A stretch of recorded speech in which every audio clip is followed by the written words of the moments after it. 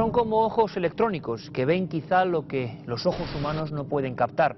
Se han convertido en testigos de excepción de algunos hechos extraordinarios. Por lo menos nos sorprenden. Ver algunas videograbaciones de estas cámaras de vigilancia y seguridad nos deja helados. Y esta noche vamos a disfrutar de algunas de ellas, quizá de las mejores. Todo porque en España, hace muy poco tiempo, en la provincia de Jaén, se produjo un caso que ha provocado una gran alarma social.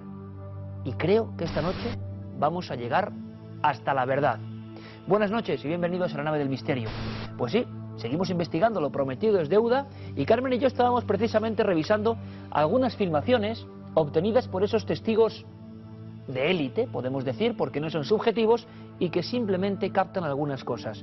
Y Japón esta noche se va a convertir en un vergel de acontecimientos grabados insólitos, ¿verdad, Carmen? Buenas noches. Buenas noches, Iker. Pues la verdad es que gracias a la tecnología japonesa ya en casi todos los establecimientos hay una cámara de seguridad. Hasta en las lavanderías. Hasta en las lavanderías, muy bien dicho. Aquí vemos cómo hay un personaje que entra, como hacen muchos otros, a meter sus ropas dentro de esa maquinaria, dentro de la lavadora, pero se encuentra con alguien extraño que desde atrás parece cogerle. Bueno, un tentáculo, una serie de cosas. ¿Han visto ustedes algo? Hagamos el pequeño juego, ¿no? ¿Han visto algo? Porque luego vamos a analizarlo punto por punto, detalle por detalle. Y tengo una sorpresa más, Carmen. Viene uno de los máximos especialistas en España en la instalación, control y análisis de sistemas de seguridad por cámara. Y nos va a contar qué hay de verdad, qué hay de mentira, cómo se detecta un fraude, que los hay, y cuándo hay casos realmente extraños. Bueno, analizaremos historias y filmaciones que creo que nunca se han pasado por televisión aquí en España, como esta en pleno día, que desde luego parece un bicho, parece una cosa extraordinariamente extraña, pero que debía estar ahí, en un juzgado. Edificios oficiales como este de Santa Fe, Nuevo México, donde también las cámaras de seguridad captaron un extraño personaje luminoso que parecía estar caminando precisamente por la puerta trasera de estos juzgados. Bueno, una especie ¿de qué? ¿Lo están viendo? ¿Lo ven? ¿Cuántas veces los insectos son protagonistas con sus vuelos más o menos audaces de lo que se cree que son fantasmas? Ahora bien, si esto es un insecto, o no está catalogado, o la cámara de verdad genera refracciones muy extrañas. Este tipo de filmaciones van a ser protagonistas. Si ustedes tienen grabaciones de este tipo, las estamos esperando. Hemos seleccionado 8, Carmen, y hemos dejado fuera una muy célebre, famosa, y yo esperaba que unos cuantos añitos después tuviéramos información, supiéramos del fraude. Yo pensaba que era un fraude, del fantasma de Hampton Court, un lugar ya lleno de leyenda, y de repente va y se graba esto. ¿Cuál es la historia? Un lugar marcado. Estás diciendo bien, porque desde hace 5 años, que es cuando se grabaron las filmaciones, en el año 2003, no tenemos ningún dato nuevo ni tampoco ninguna solución a estas imágenes grabadas por las cámaras de seguridad de ese palacio de Hampton Court, donde ahora, hoy en día, hay un museo que es de los más visitados del Reino Unido. Cuentan las leyendas que en 1542 el rey Enrique VIII estaba casado con su quinta mujer, que se llamaba Catalina Howard. Catalina, al parecer, le fue infiel a Enrique VIII y este, presa del odio, decidió decapitarla. Bueno, ella va a pedirle clemencia por una galería, un pasillo que sigue estando hoy en día y que se conoce como la Galería Encantada.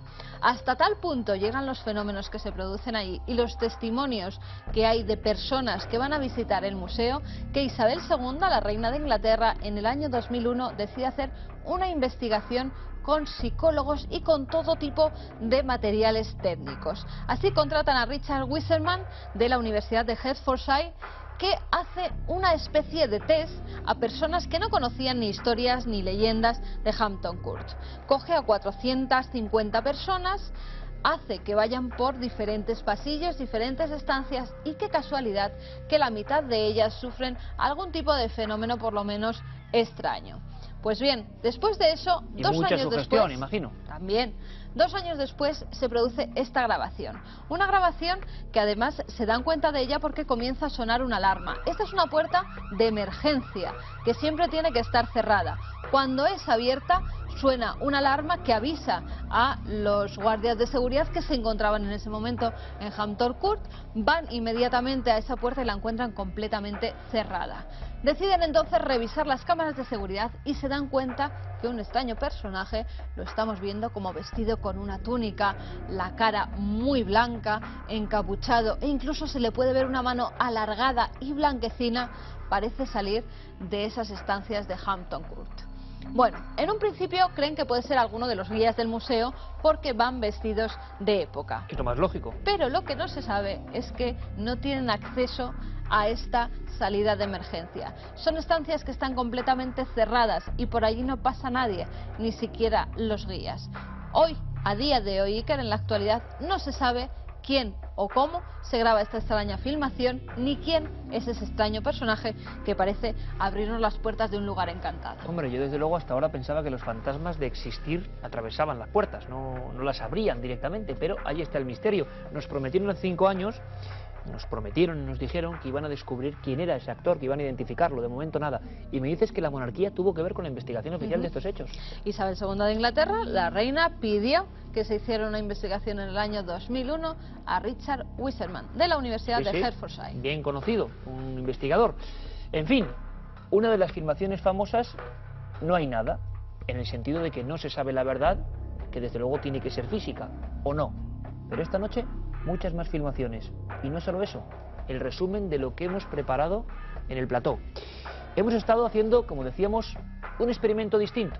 Queremos trasladarnos a ese lugar donde en Úbeda, Jaén, se han filmado cosas muy raras. Lo hemos recreado, lo hemos preparado. Véanlo.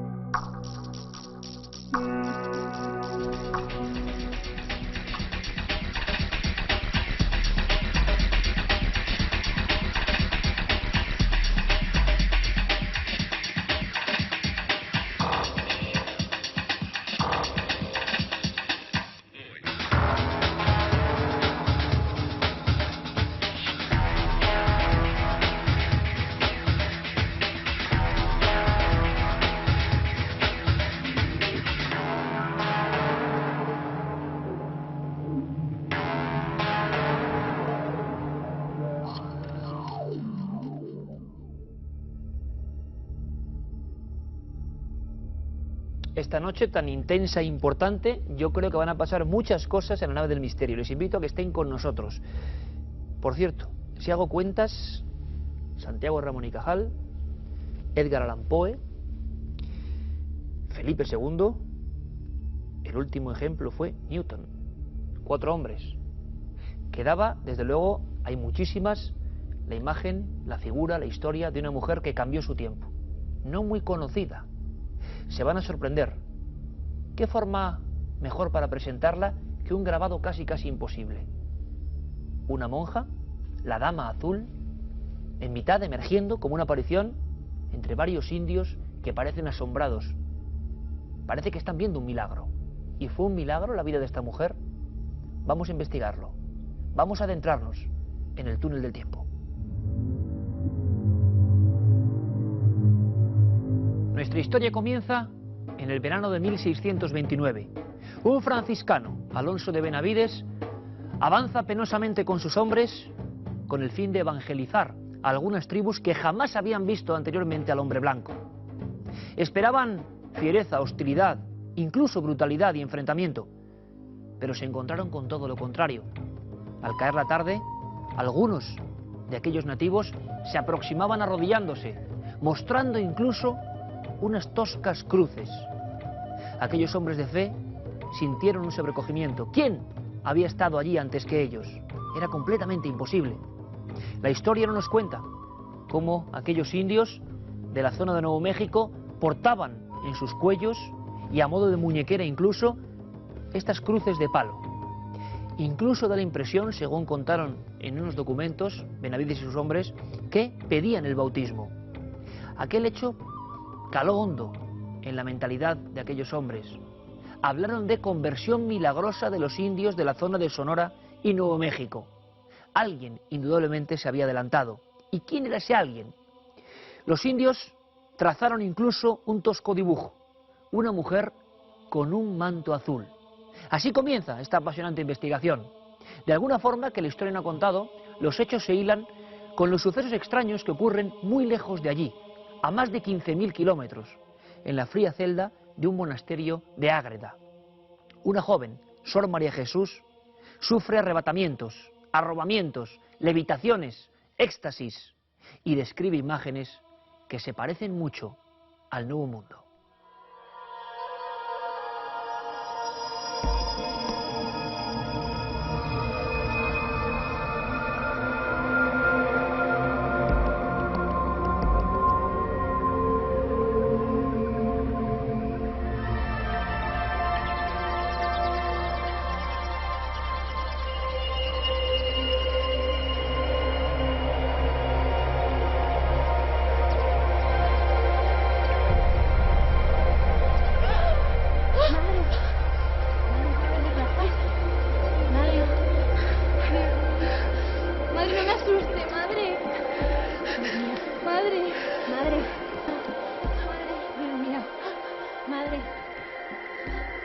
Las hermanas del convento de las Concepcionistas Franciscanas de Ágreda no habían visto ese acontecimiento una sola vez, sino en cientos de ocasiones, y nadie comprendía qué le pasaba a aquella mujer. Aquella mujer que entre los 18 y los 29 años describía un estado excepcional de las cosas, una visión imposible, praderas, lagos, arenas, ropajes, gentes, colores de piel diferentes, que eran como un calco de lo que los investigadores religiosos estaban ya descubriendo. El impacto de esta historia llega a tal punto que Alonso de Benavides, en su memorial de 1635, escribe a Felipe IV y al Papa Urbano VIII.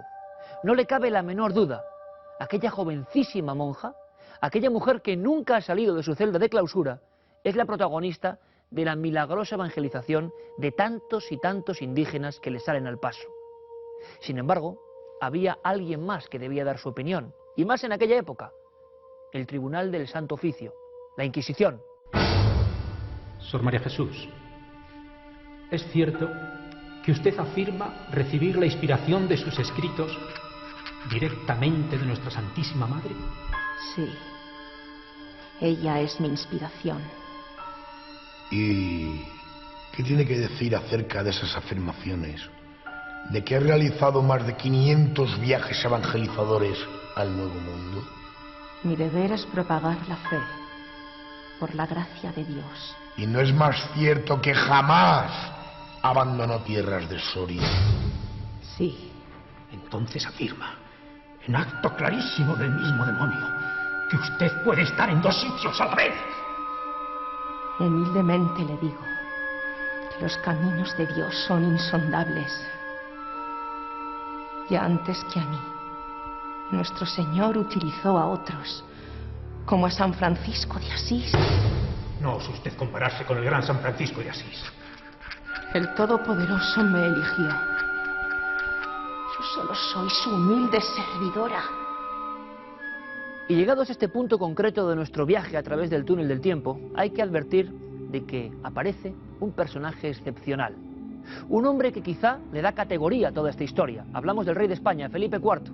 Un hombre que desde luego tuvo que lidiar con un imperio que se desmoronaba, con una situación dificilísima, y quizá esta religiosa fue el último clavo al que aferrarse. La historia de ambos es distinta, singular, digna de toda una novela. El rey le escribía a aquella mujer que estaba confinada en un lugar remoto en las planicies sorianas. ¿Por qué? ¿Qué le confesaba? Hay quien dice, y fue polémica de Estado, que aquella religiosa, aquella joven monja de Ágreda, tenía un peso importantísimo en cualquier decisión del futuro de España. Cuentan que se convirtió en una especie de médium del rey, que no solo le aconsejaba en asuntos diplomáticos, sino que era capaz de hablarle de un mundo que le interesaba mucho a Felipe IV, el de las sombras, el del más allá. También se cuenta que hubo encargos muy especiales, por ejemplo, viajar directamente a donde solo podía hacerlo ella, viajar al purgatorio.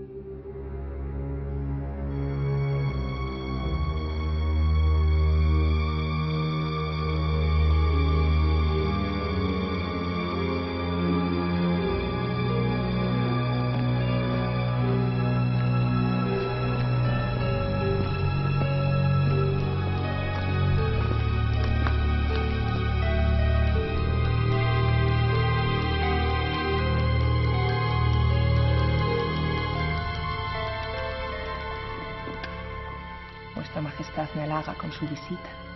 Sí, hoy me traen asuntos muy delicados y he preferido venir en persona. Nunca se sabe quién puede interceptar nuestra correspondencia. Si es por lo del conde duque de Olivares, aquí le tengo preparadas instrucciones precisas. No, no es por este espinoso asunto que quiero hablar. Es algo más personal. Vuesa merced dirá. Es con respecto a mi hijo fallecido, el príncipe Baltasar Carlos. ¿Lo ha visto? ¿Ha podido contactar con él? Sí. Pronto descansará en paz al lado de nuestro Señor. Tendrá que pasar un tiempo en el purgatorio, purgando por los excesos.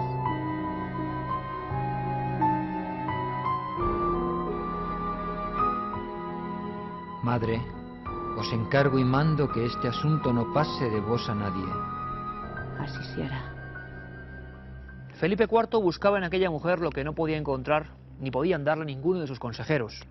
Era algo muy especial, distinto, como si aquella mujer vestida siempre de azul fuese una auténtica enviada celestial. De aquella relación quedan 500 documentos, 500 manuscritos lacrados como este. Un auténtico expediente X, porque los secretos que se contaban el rey y la religiosa podían hacer temblar aquel estado. Sor María Jesús, desde luego, era valiente, tozuda e incluso arrogante en algunos de sus escritos. Aconsejaba destituir a ciertos hombres de poder, o también influir o aumentar las fuerzas en ciertas batallas que eran esenciales para el futuro del país. Leyendo todo este material nos damos cuenta de que el monarca estaba en los brazos, nunca mejor dicho, de aquella mujer excepcional. Incluso la carambola del destino les hizo morir casi al mismo tiempo, en el año del Señor de 1665. Pero el misterio no termina aquí. Por fortuna, aquella religiosa, la Dama Azul, nos dejó otros escritos, y no era nada habitual en aquella época. Escribía al dictado de una potencia superior. Escribía en estado de arrobamiento, repitiéndosele de nuevo las visiones constantemente, dejando la mano libre, trazando, como si fuera un río de sensaciones, escritos que a veces ni ella misma comprendía. Escritos que algunos llegaron al fuego de la llama purificadora, otros a ser censurados o perdidos para siempre, pero algunos, como por ejemplo Mística Ciudad de Dios, sobrevivió y gracias al túnel del tiempo llegó hasta nosotros. Era el testamento de una mujer como no ha habido otra igual en el siglo XVII en nuestro país.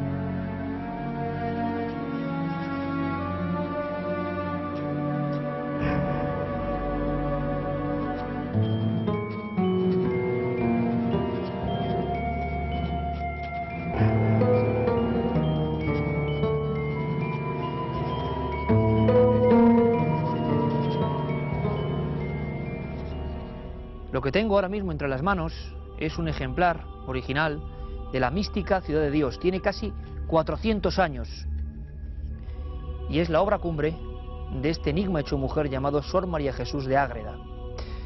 Un libro que dio muchos quebraderos de cabeza a la propia Iglesia, porque era dictado por fuerzas desconocidas y sobrenaturales según su propia autora. Y esto no se acababa de comprender en su sentido más profundo. Escritura que hoy podíamos llamar espírita casi o automática. Se contaban muchas cosas, la gran mayoría imposibles y casi heréticas. Y no solo se atrevió con esto, aquella humilde monja, sino que hizo tratados inalcanzables para hombres y mujeres de su tiempo. ¿Cómo es posible? ¿Qué ocurría? Quizá nunca lo sabremos, pero hemos querido conocerla. Conocer a esta mujer que describió con perfección los atuendos, las formas de comportarse y los entornos, por ejemplo, de las últimas tribus que jamás habían visto al hombre blanco de los inhóspitos desiertos de Sonora y Nuevo México. Y les había enseñado el símbolo de la cruz. Y aquellos hombres dicen que pasaron muchos años esperando a esa mujer que siempre se presentaba con un extraño viento y como una imagen de otro mundo les mostraba su manto azul. Quizá era ella misma, Sor María Jesús de Ágreda. Quizá algún día, como nos trae de nuevo estos legajos a nuestras manos, la historia nos cuente la clave de este misterio. En algunas reservas indias del sudoeste de Estados Unidos todavía quedan ancianas que acunan a sus nietos con curiosas historias heredadas de sus antepasados. Les explican que cada vez que los cielos amanecen pintados de añil o que las praderas se sumergen en el silencio, la Dama Azul está cerca. Y regresamos del túnel del tiempo para hacer un curioso experimento entre esta mística ciudad de Dios escrita por Sor María Jesús de Ágreda, todo un misterio, todo un enigma, y podríamos hacer casi una fusión con el futuro, porque si a alguien le debemos el conocimiento en este siglo XXI de este auténtico personaje digno de novela es a Javier Sierra. Buenas noches, Javier. Muy buenas noches. De Lady in Blue, Javier Sierra, y debajo aquello de bestseller del New York Times, un autor que ha barrido absolutamente con otras obras y que lo va a hacer y lo está haciendo con esta. La historia, ¿quién le iba a decir?, de esta monja de clausura de un convento de Soria dando la vuelta al mundo. Hombre, es para sentirse muy contento, ¿no? Pues sí, además es una sensación muy extraña porque efectivamente se trata de una historia castellana, el prodigio que rodea a una monja de clausura a la que se le atribuye la evangelización de Nuevo México, Arizona y Texas a principios del siglo XVII, en una época en la que esos territorios eran muy hostiles.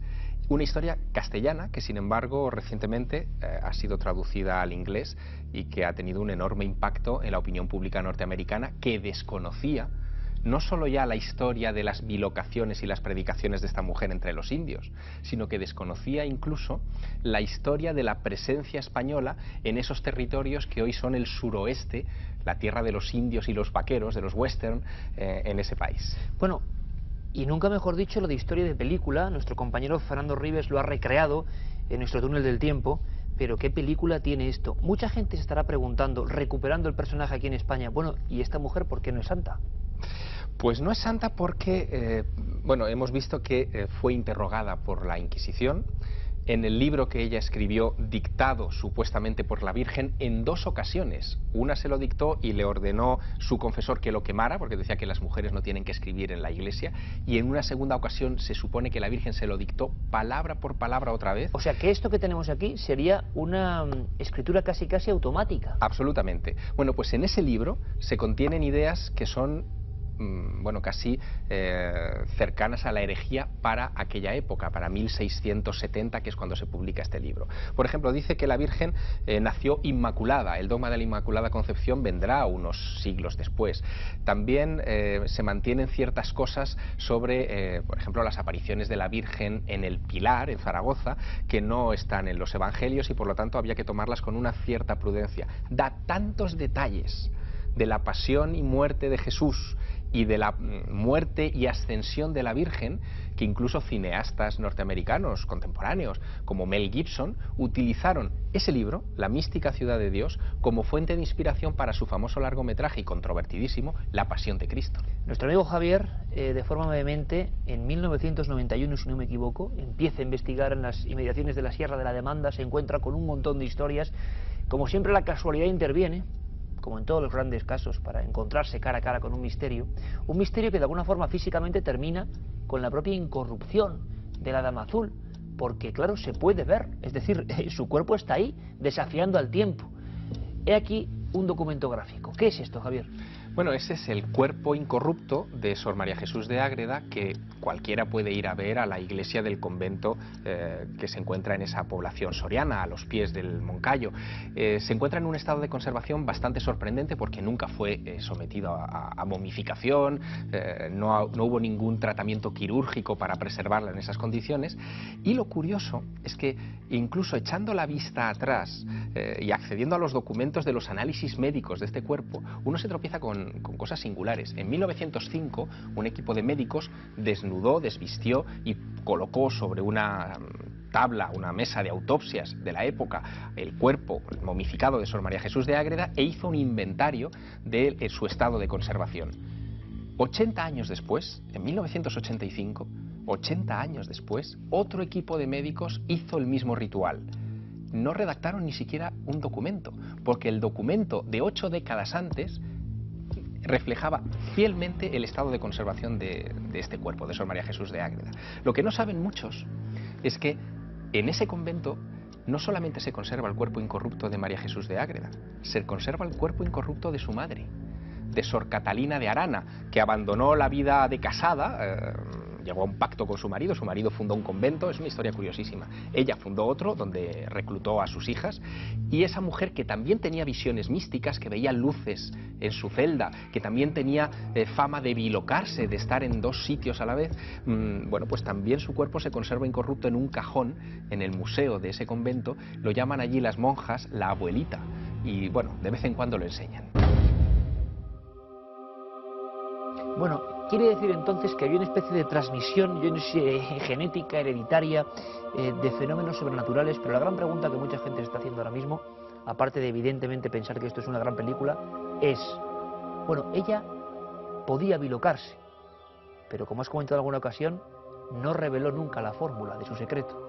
Es decir, la Inquisición no logró arrancarle qué es lo que pasaba con su cuerpo. Bueno, en esos interrogatorios, que fueron muy largos y que se celebraron en dos ocasiones, en 1635 y en 1650, la monja fue especialmente astuta para no revelar digamos, los pequeños detalles de su experiencia mística. Decía que en realidad no era ella la que se proyectaba a América, sino que era un ángel o un espíritu que tomaba su efigie y que era el que predicaba allá. Pero cuando le preguntaban sobre bueno, las cosas que se podían ver en Nuevo México, esta monja daba todo tipo de detalles como si hubiera estado realmente allí. Describía cómo vestían los indios, cómo cazaban, cómo se agrupaban en grupos para proteger sus campamentos, cómo se tatuaban, y describía las formas geométricas de los tatuajes, e incluso Iker, que eso es sorprendente a más no poder, ella llegó a bordar unas telas con flores y plantas exóticas que no existían, ni existieron nunca, ni existen hoy en Ágreda, en Soria, pero que sin embargo sí eran comunes en esas zonas de Nuevo México. Es decir, los ojos de esa mujer vieron algo. No sé si los ojos del cuerpo, pero desde luego sí los del espíritu, y eso a mí me dio siempre mucho que pensar sobre las capacidades que tienen hoy en día, modernamente, algunas personas que dicen que ven cosas que suceden lejos de donde ellos habitan habitualmente. Tal vez sea una capacidad oculta de nuestra mente. La bilocación, todo un enigma que ha preocupado a teólogos de medio mundo y que parece que aquí tiene uno de los casos más importantes, más gráficos. Es más, hemos visto, recreado en el túnel del tiempo, a un Felipe IV que ya tuvo que vivir una época muy convulsa de este país, preocupado y fascinado, hasta el punto de que se entrevista en varias ocasiones con Sor María Jesús de Ágreda. Le pide algún encargo sorprendente. Hemos recreado y hemos variado algunas partes de la historia cronológicamente para entender cómo un rey, el hombre más poderoso de España, le pide a la Dama Azul, como si fuera la medium real, que viaje no a otros mundos físicos, sino a otros mundos del espíritu, por ejemplo, el purgatorio. Bueno, es una historia sorprendente. A raíz de popularizarse el caso de la Dama Azul, varios monjes franciscanos acudieron a entrevistarla y se quedaron convencidos de que había estado en Nuevo México, y convencieron también al rey Felipe IV para que la imprenta real de Madrid imprimiera un documento que es el punto de origen de mi obra, de la Dama Azul y de mis investigaciones. Un documento que se imprime en 1630 que se llama el Memorial de Benavides, en donde se cuentan las visitas en más de 500 ocasiones de esta mujer a América. Pero a raíz de la publicación de aquello, el rey Felipe IV no podía contenerse ya de curiosidad. Su padre, Felipe III, había tenido relación con una monja de clausura que también tenía el don de la bilocación, Sor María Luisa de la Ascensión o la monja de Carrión, Carrión de los Condes, en Palencia, efectivamente. Y Felipe IV, probablemente seducido por esas historias que debió escuchar en su infancia con su padre, dedujo que la divina providencia le había puesto otra monja bilocada en el camino. Se entrevistó con ella camino de Cataluña, mientras él iba en una campaña militar a sofocar una rebelión en esas tierras, y a partir de ahí se inicia una correspondencia de más de 600 cartas, 600 documentos que se conservan por duplicado en los archivos de Madrid y en los archivos del convento. En esas cartas hay cosas increíbles, como por ejemplo a la muerte del heredero de Felipe IV al trono, que es el príncipe Baltasar Carlos, el gran drama del barroco español. Ese niño muere con 17 años, es decir, ya formado y cuando ya tenía casi que tomar las riendas del poder, con un Felipe IV achacoso. Bueno, pues a la muerte del príncipe Baltasar Carlos y con una España sin heredero, Felipe IV decide acudir a la monja por enésima vez y le pide un vaticinio, si va a tener otro hijo varón, cosa improbable porque era muy mayor ya, y sobre todo, qué estaba pasando con su hijo y con su esposa, que también había fallecido, y dónde estaban. La monja le describió la bajada al purgatorio como si fuera Dante, cómo se habían salvado de los infiernos por muy poco, y le prometió que intercedería para que pudieran ascender a los cielos. Y toda esa correspondencia de la monja de Ágreda, convertida, como muy bien has dicho, en medium del rey, en medium de la Casa Real, se conserva para nuestro deleite. Podríamos terminar, habría muchas cosas, pero podríamos terminar con Javier Sierra hablando de que no solo fue mística Ciudad de Dios. ¿Cómo sorprende una monja en un convento de clausura de la fría, de la gélida Ágreda, en el corazón de Soria, escribiendo, por ejemplo, el Tratado de Redondez de la Tierra? Es una historia que todavía hoy a mí me sobrecoge. Yo vi ese Tratado de la Redondez de la Tierra en la sala de manuscritos de la Biblioteca Nacional. No se ha publicado, permanece inédito en España, es una cosa curiosísima. Y sin embargo, en ese Tratado de la Redondez de la Tierra, la monja de Ágreda, en aquella época en la que lo escribió, que debió ser hacia 1652-53, describe cómo se ve la Tierra desde el espacio, cómo se produce el cambio de la luz a las tinieblas, del día a la noche, cuando uno va en contra del sentido del sol, cómo se ven los ríos por debajo de las nubes, cosas que tardarían siglos en verse. Cualquier humano tardaría mucho más en describir eso. Tendríamos que esperar a los hermanos Wright y la invención del primer avión para que alguien pudiera hacer una descripción semejante. Y ya no digamos de la carrera espacial. ¿Cómo lo hizo la monja de Ágreda? Yo no lo sé, pero su descripción meticulosa está en un documento de su puño y letra del siglo XVII. Como siempre, un placer y un orgullo. Magistral en descripción, descubran la Dama Azul, que más hay que decir, y acérquense a personajes que desde luego, por desgracia, no son bien conocidos y desde luego nos muestran una lección. Vieron cosas imposibles, pero las vieron, las describieron y las escribieron. Javier Sierra, como siempre, un placer, amigo. El placer ha sido mío. La Dama Azul, ni más ni menos. Esta noche muchísima gente se encuentra con ese misterio y todavía están los hechos, los documentos y el lugar donde todo ocurrió, esa pequeña celda dentro de un convento de Ágreda, de esa tierra mágica soriana. Ahora vamos con otra historia. Enlazamos de alguna forma este pasado, aunque igual habría que hablar de visiones del futuro, con lo que ha ocurrido hace tan solo unos días, la emoción tremenda en un lugar, otro lugar mágico, Úbeda. Han pasado cosas que ustedes seguro que recuerdan con imágenes como esta.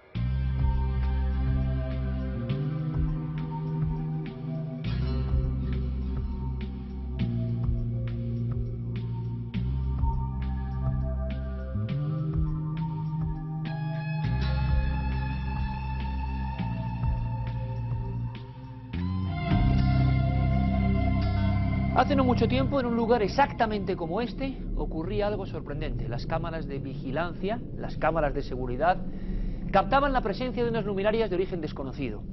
Unas luces esféricas que al parecer se dejaban retratar y generaban curiosas formas.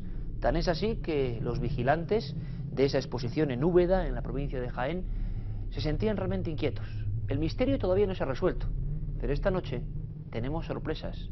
Esta noche vamos a ponernos en situación, vamos a saber cómo ocurrió todo y vamos a intentar comprender la clave, la verdad. ¿Qué pasó en un lugar idéntico a este?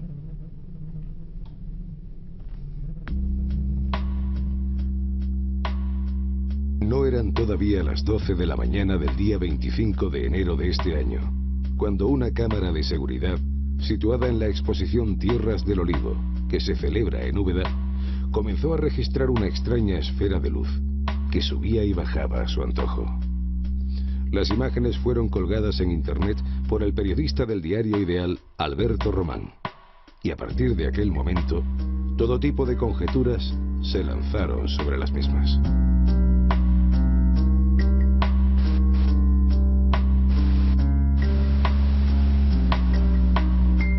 Parece ser que es desde el principio de la exposición, desde unos días después. Lo que pasa es que quizás no habían reparado en este tipo de luces, ¿no?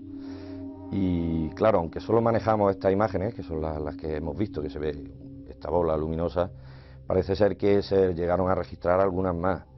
Lo que pasa es que también parece ser que el sistema de grabación no registra con mucho tiempo atrás, no tiene grabado en ningún soporte lo que se ha registrado, por lo tanto, imágenes que se puedan ver hoy por hoy creo que hay poquitas, pero sí comentaban que habían visto alguna otra cosa.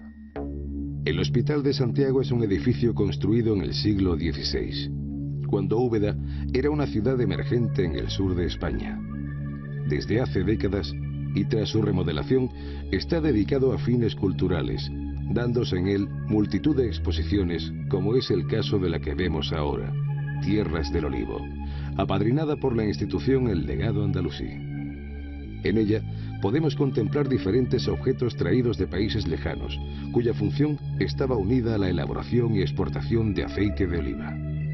Pero mucho antes de que llegaran estas antigüedades, ya había rumores sobre fenómenos extraños en el interior de este viejo edificio.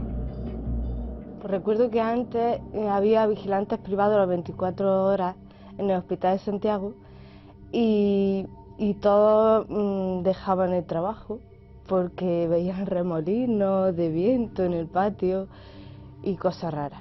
Todos terminaban dejando el trabajo y de hecho ya no hay vigilantes. Ahora sí, porque hay una exposición muy importante y hay vigilantes a las 24 horas.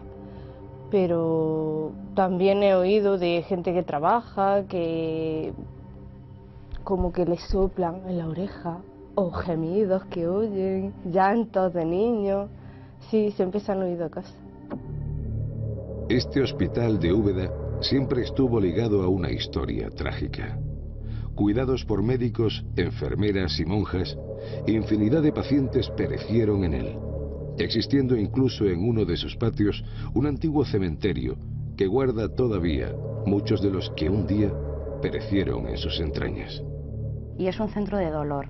Allí se reunieron pues un montón de gente que moría, casi toda, porque en principio, no sé si se habrá visto en la cúpula de la escalera, que tiene unos duendes con unos falos enormes, y se pensaba que había sido creado para enfermos de enfermedades venéreas. No fue así, pero no obstante, allí durante la Guerra Civil, que fue cuando más gente acudió, murió muchísima gente, además, y esos enfermos, esas personas que murieron han dejado allí su sello. Se entraron en las catacumbas, que están totalmente selladas, y también muchas de las personas que cuidaban de esos enfermos, las monjas sobre todo.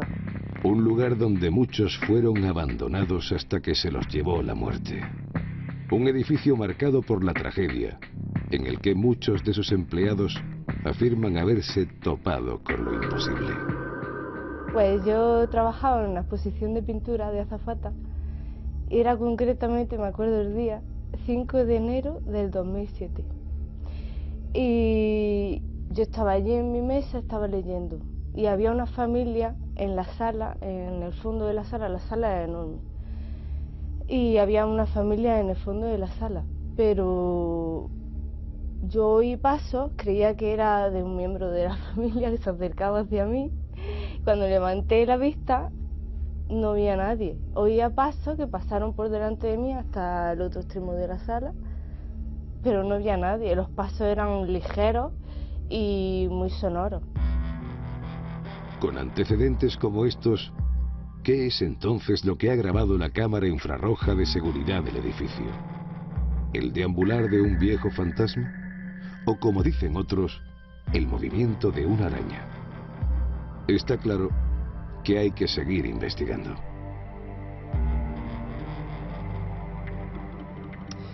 Cuando ocurre un hecho de este tipo, cualquier otra noticia, cualquier otro acontecimiento se ve absolutamente eclipsado.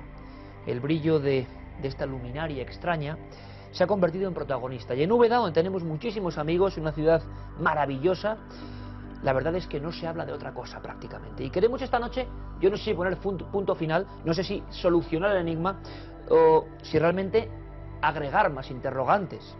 Pero hemos hecho un desplazamiento que gracias a la magia de la tele nos permite casi estar en el lugar de los hechos, con una cámara, unos monitores y sobre todo y ante todo un especialista. Él es Francisco Montaño, director gerente de IVT España, especialistas pues en este tipo de sistemas de vigilancia, y creo que tiene muchísimas cosas interesantes para contarnos.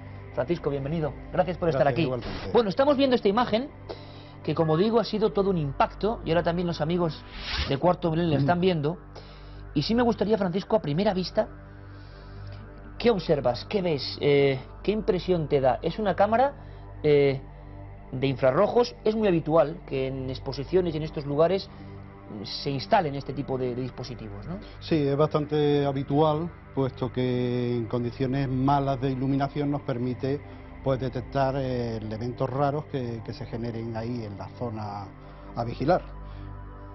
Entonces, pues el infrarrojo, en este caso, pues está encendido, refleja la luz y la refleja tanto en las paredes como en la zona a vigilar.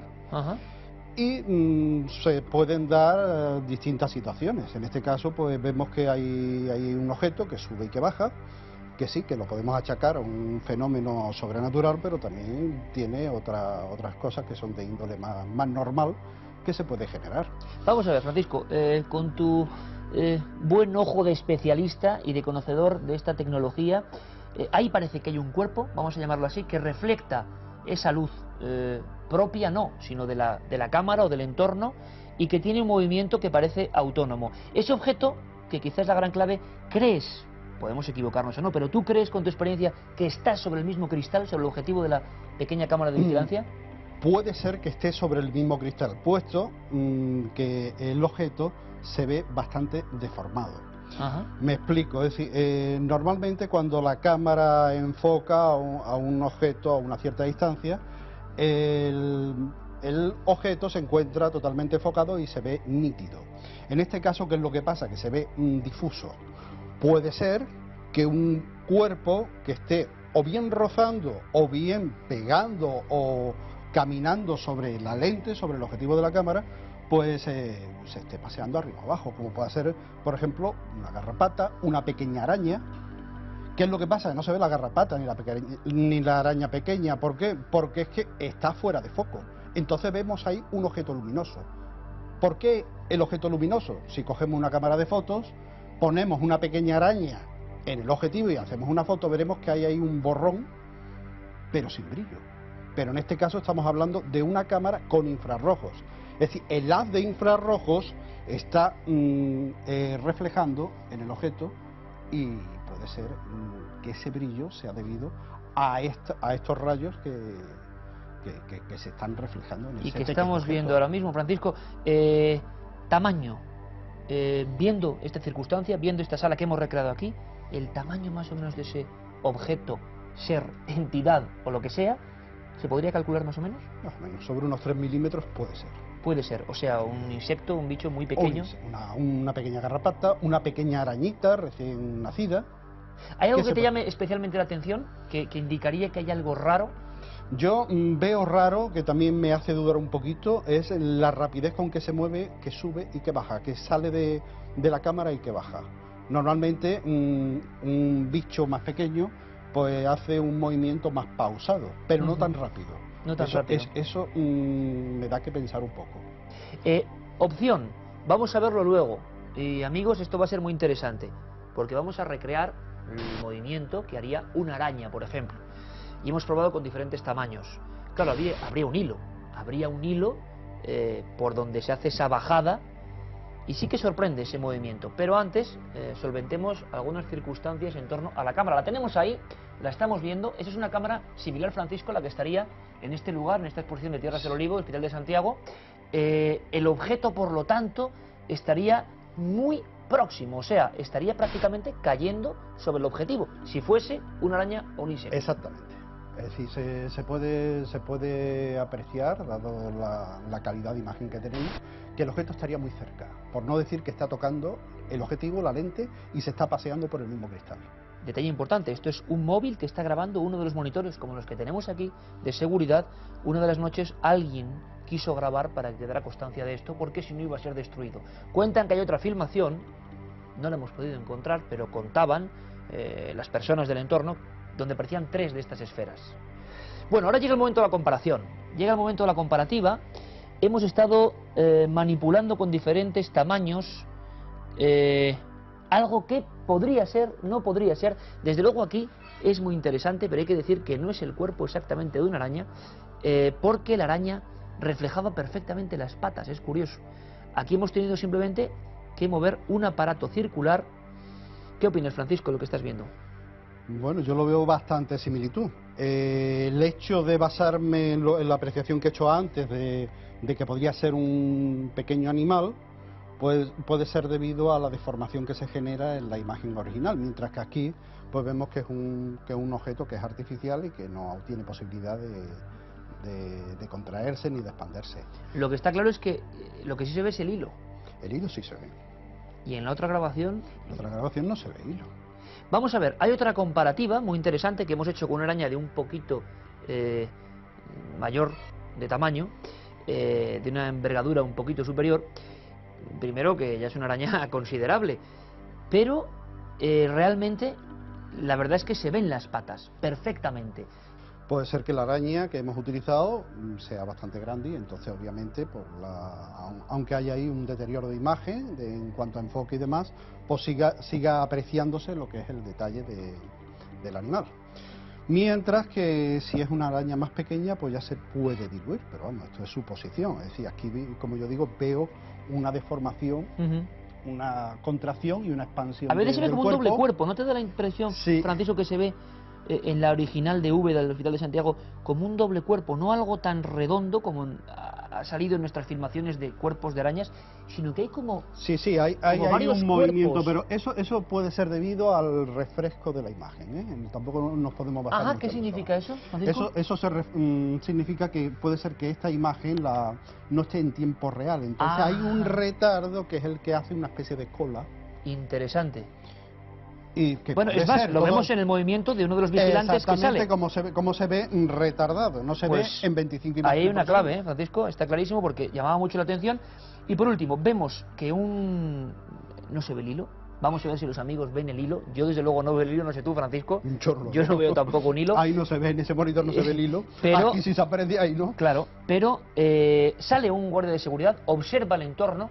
Estaban ya muy mosqueados, hay que decirlo así, con el asunto. Estaban incluso haciendo una especie como de batidas para ver si se veía, y no veían nada. Si fuese una araña, es raro que no lo vieran delante del objetivo, que era lo que estaba creando esa ilusión, sí, o es fácil. Es raro que no lo vean, sí. Eso sí, es cierto. Bueno, vamos a dejarlo aquí. Le agradecemos muchísimo a Francisco su aportación, tanto que le voy a pedir, si te apetece, Francisco, que veamos algunas otras grabaciones curiosas, ya que tú conoces perfectamente este mundo de las instalaciones de vigilancia, porque algunas son incluso mucho más raras y de momento hay quien dice que algunas son fraude y otras no tienen explicación. Me gustaría conocer tu opinión, ¿te parece? Muy bien. Pues vamos con ellas.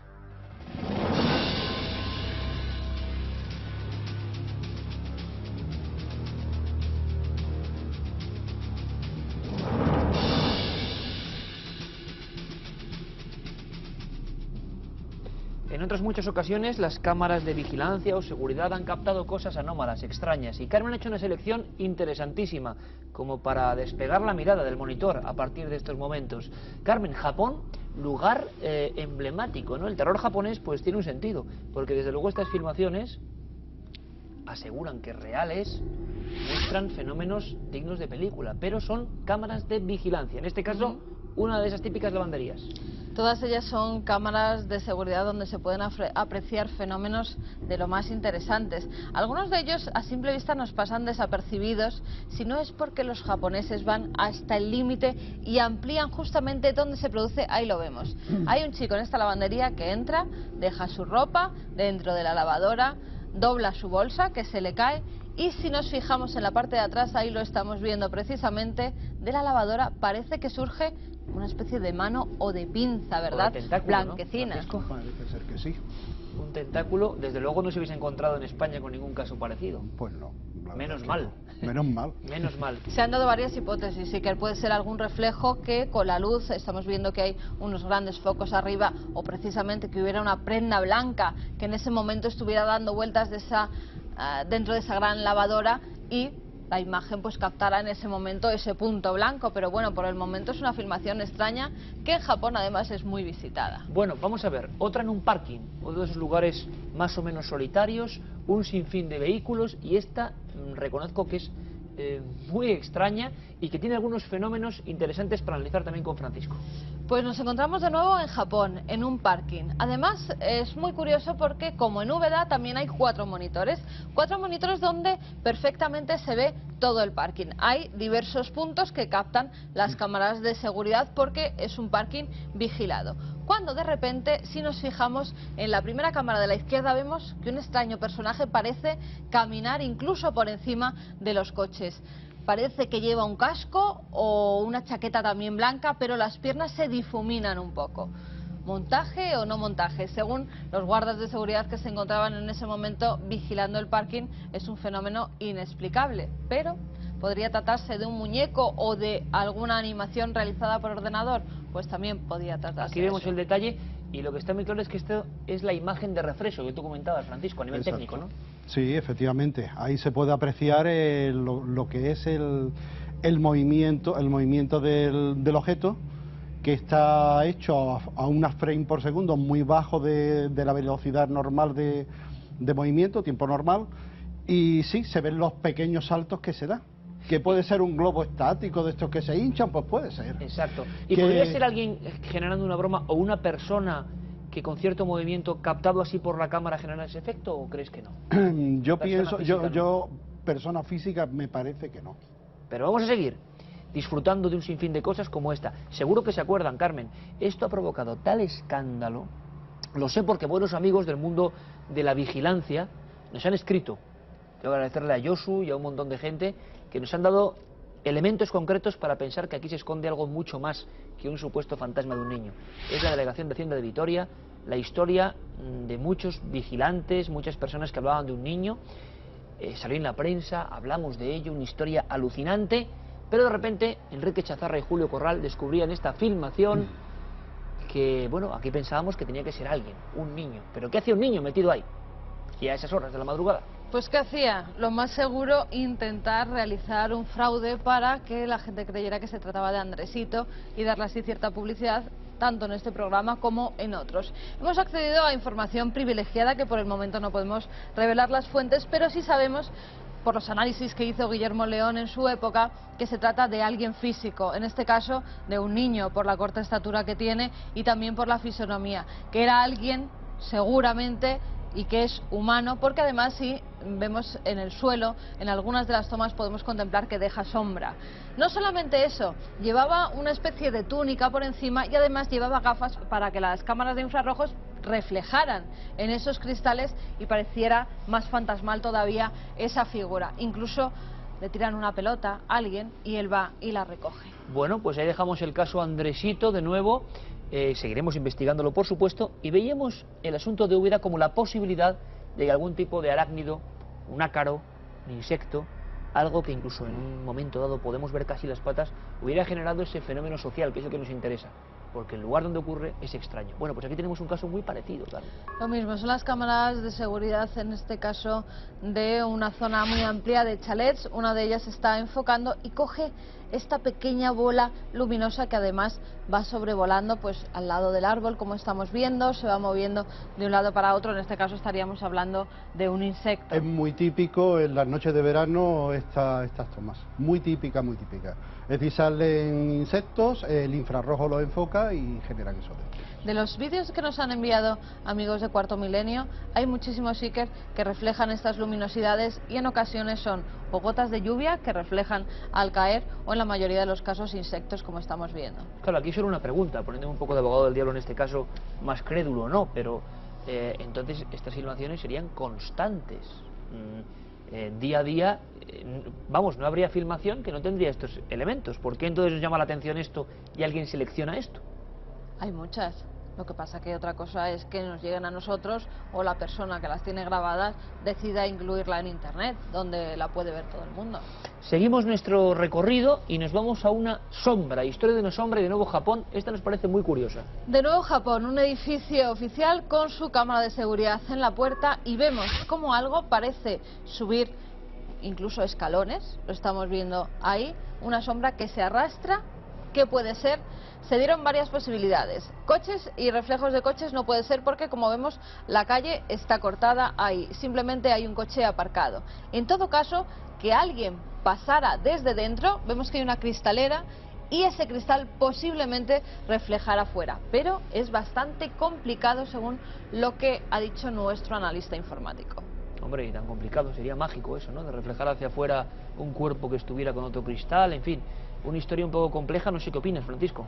Pues la verdad es que no tiene explicación, es decir, así clara, si no hay reflejo de ninguna ventana, que en ese momento se dé, pero tal situación o simulación de movimientos en un espacio de tiempo tan corto, ya vemos los segundos que van generándose a la hora del movimiento de la cámara, de visualizar el movimiento de la cámara, pues la verdad es que no da lugar a duda en ese sentido, o da lugar a muchas dudas. El hecho de ser de día elimina quizá el mosaico amplio de posibilidades de la noche y el infrarrojo, que hace que muchas cosas puedan generar anomalías. El hecho de ser en pleno día... Salvo que la cámara está averiada, pues no tiene por qué estar el infrarrojo encendido. Ajá. Vamos con más cosas, muy interesante, de verdad. Este puede ser un bicho, puede ser un insecto, pero si es un bicho, desde luego a mí no me gustaría cruzarme con él. Y hablabas, Iker, antes de cámaras que captan en escena diurna algunos elementos extraños. Pues esta es una de ellos. Nos vamos hasta los juzgados de Santa Fe, en Nuevo México. La cámara de seguridad de la parte trasera, justamente donde están aparcados algunos de los coches oficiales, capta esta extraña luminosidad que va paseando por la escena. Son las 7:27 y 11 segundos de la mañana, del 20 de junio del año 2007. Es curioso porque cuando hace el relevo, el guardia de seguridad comprueba las cintas de la noche anterior, de toda la noche y de la madrugada hasta que él llega a su puesto de trabajo. Y es entonces cuando se da cuenta de que algo que incluso refleja en el suelo, que hace sombra, por lo cual descartan en un principio que se trate de un insecto, va cruzando esa cámara de seguridad. La gente ha visto de todo, sobre todo porque los que están de vigilancia nocturna dicen que se escuchan lamentos y también que se ha visto una especie de figura que algunos identifican con un asesino. Un asesino que fue juzgado allí, se llama Andy López. En 1985 retuvo a 9 personas, los tomó como rehenes y retuvo a 9 personas dentro de este juzgado y tuvo que ser uno de las personas que estaban de vigilancia en esa época, el que con una pistola asesinó a ese presunto asesino a su vez en ese mismo lugar, en los juzgados. Desde entonces dicen que pasan cosas extrañas y ya con esta filmación se ha avivado la polémica porque incluso algunos dicen ver cómo lleva una especie de escopeta en sus manos esa figura. Es mucho ver, ¿eh? Yo no veo tanto. Bueno, yo lo que veo es una especie de ácaro extrañísimo que cruza la imagen y que tiene un aspecto desde luego insólito, ¿verdad, Francisco? Sí, la verdad es que sí, también se puede pensar que puede ser un reflejo, en ese caso que el sol estaba saliendo, y puede ser un reflejo de algo que está en la parte anterior a la imagen y está andando y está por el mismo reloj, está reflejando, a la vez que va andando, está reflejando ese rayo. Interesante hipótesis, claro que sí. Vamos con una cosa que es de lo más insólito que yo he visto en mi vida, ocurre en plena calle. Y en fin, hay que describirlo, Carmen, porque es que a primera vista seguro que la gente no ve nada. Hombre, habría que hacer eso de ¿ve usted algo extraño? En este momento, ¿usted ve algo extraño? Ahora fijémonos, ¿no? Ahora incluso nos lo remarcan. Pasa en muchas ciudades que hoy en día están poniendo cámaras de seguridad en nuestras propias calles. Aquí en la capital ya las tenemos en algunas zonas del centro. Pero en este caso las cámaras de seguridad han captado algo completamente insólito. Una mujer va caminando, parece que incluso va hablando con su móvil, ¿verdad? Porque lo lleva a la mano con unas bolsas en la oreja, con unas bolsas, y hay como un obstáculo. Creemos que se va a chocar con ese obstáculo, pero lo que hace es atravesarlo. ¿Era un espíritu lo que se encontraba en esa calle y la mujer no se da ni cuenta? ¿Se trata de un montaje? Y si es un montaje, ¿cómo ha accedido la persona a las cámaras de seguridad de las fuerzas de seguridad japonesas? Bueno, y sobre todo parece una especie de espejismo, o que la cámara genera algo que no está ahí. No le veo explicación. La verdad es que esta es de las más raras que hemos visto en nuestra vida, Yo ¿verdad? no le veo explicación. Bueno, pues vamos a terminar, en fin, con una cadena famosísima de vídeos, pero que tiene además su historia reflejada en Japón. Este muchacho lo pasó bastante mal, pensó que era, bueno, uno de tantos objetos que se caen, pero luego ocurre algo. ¿No les ha pasado a ustedes? A mí sí, ir por el videoclub intentando coger un DVD, ver una película, pasas y de una estantería se cae una película. No le haces el menor caso, ¿verdad? Pero cuando las cámaras de seguridad captan una especie de sombra que va por detrás justamente después de que el chico coloca en su sitio la película, entonces ya nos encontraríamos ante algo más extraño. Ha pasado también, y lo vemos con filmaciones en una cadena que en España había antiguamente, de películas, ahí la estamos viendo. La BBC emitió este vídeo. La BBC emitió este vídeo porque las cámaras de seguridad graban algo insólito, fenómenos poltergeist en un videoclub.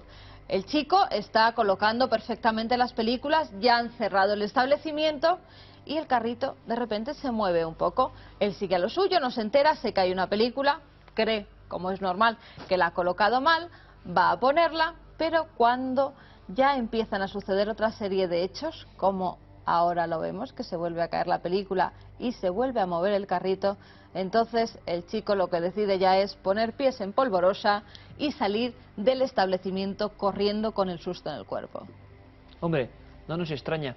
Vean cómo las piezas empiezan a caer una tras otra, el carrito se ha movido, siguen cayéndose, o es un hábil montaje para hacer una broma terrible a este pobre empleado de la famosa cadena, o desde luego, Francisco, habría que pensar que, como tú muy bien decías, si tuviésemos la posibilidad de ver todo lo que se graba en un solo día en el mundo, quizá encontrásemos algún fenómeno inexplicable, ¿no? Puede ser. En este caso, no sé, puede ser también un pequeño fenómeno sísmico, también se puede dar. También podría ser. Japón es muy normal, no sé si esa grabación es de Japón o no. Pero... No. En fin, vean en las imágenes. No sé, no le veo explicación lógica. Cosas extrañas que ocurren. Esta, por ejemplo, parecía una cosa que se iba a explicar inmediatamente, una broma.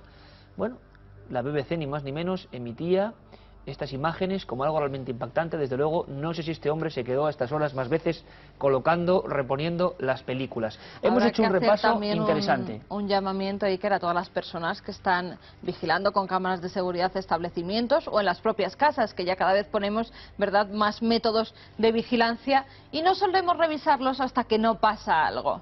Pero tal vez deberíamos mirar esas cintas con otros ojos y a lo mejor encontramos esta serie de filmaciones. Agradecemos muchísimo a Francisco Montaño, amigo y director gerente de IVT, una empresa que trabaja en este ámbito, que nos ha servido de guía y, en fin, quizás nos encontremos sorpresas. Estaremos en contacto, Francisco. Muchas gracias. Muchísimas gracias por tu visita, de verdad. Gracias a vosotros. Muchas gracias.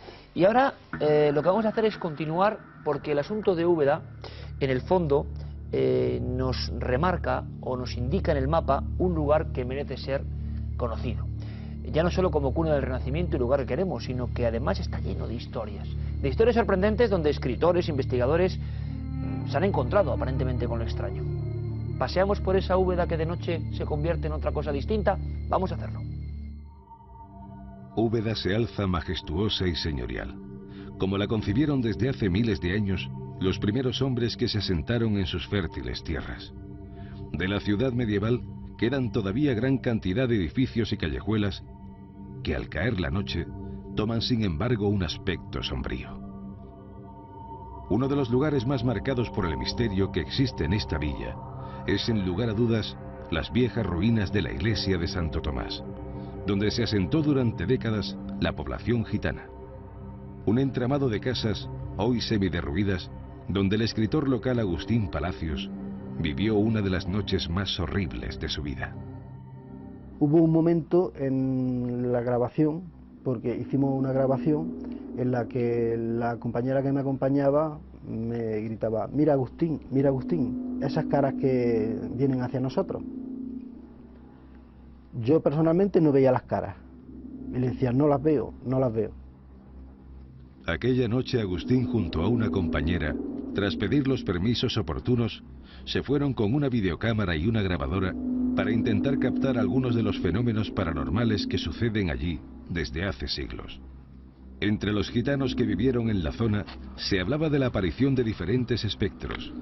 El más comentado es el de una mujer con atuendo árabe, que paseaba por los patios con la mirada perdida, escondiéndose siempre después de sus paseos de la misma manera, atravesando uno de los gruesos muros de carga que aún quedaban de la iglesia. Realmente lo curioso de esa iglesia es que aparecen fenómenos, podemos llamarlo poltergeist, pero de varias épocas, y eso no es común. Se habla de un jorobado, se habla de una mujer con vestiduras que parecen moriscas, que siempre hacen el mismo trayecto, se habla de un niño, se habla incluso de luces verdes que aparecen por allí por la noche. Volvemos a lo mismo, los protagonistas son realmente los vecinos, pero la iglesia de Santo Tomás entronca con algo muy típico, ¿no? La leyenda del tesoro.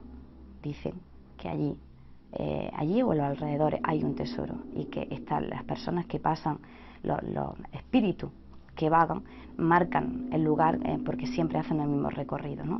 Atraviesan una pared de Santo Tomás. Pero volvamos a la noche de investigación que tuvo allí Agustín Palacios.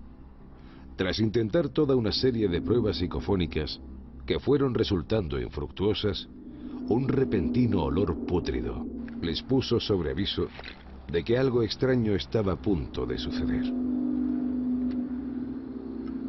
Un viento desagradable empezó a envolverlos, a la vez que cientos de mosquitos les picaban, como si estuvieran mandados por una fuerza invisible que pretendía expulsarlos del lugar. Ante la situación, Agustín y su compañera optaron por salir de allí corriendo. Pero su huida no iba a ser tan fácil como ellos desearon. Cogimos todos los bártulos, la grabadora donde hicimos una psicofonía y decidimos marcharnos.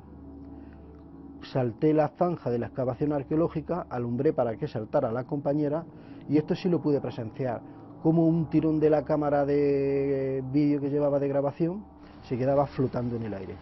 Esto sí lo pude presenciar. Ella cogió la cámara, saltó la zanja y nos alejamos bastante del lugar donde se habían producido los hechos corriendo. Y es que en varios edificios antiguos de Úbeda parece darse cita lo imposible, siendo una infinidad de testigos los que comentan haber contemplado fenómenos extraños. Esa es también la fama de la conocida Casa de las Torres, lugar en el que se descubrió una mujer emparedada a principios del siglo XX. Ahora mismo está allí, es un colegio de arte y oficio, y realmente la gente que sobre todo en invierno, dan las clases por la tarde, hay ciertos sitios que no quieren ir, hay ciertos sitios que no quieren ir solos. Realmente una de las torres se ven luces por la noche, yo sí lo he visto, y eso es imposible, porque las torres están cerradas, porque por la noche allí no hay nadie. Gente paseando en las torres, no sé si se habrán tomado imágenes, tienen dos pequeñas ventanas, y es imposible que haya a las 11 a las 12 de la noche haya luces o se vea a alguien asomado, totalmente imposible.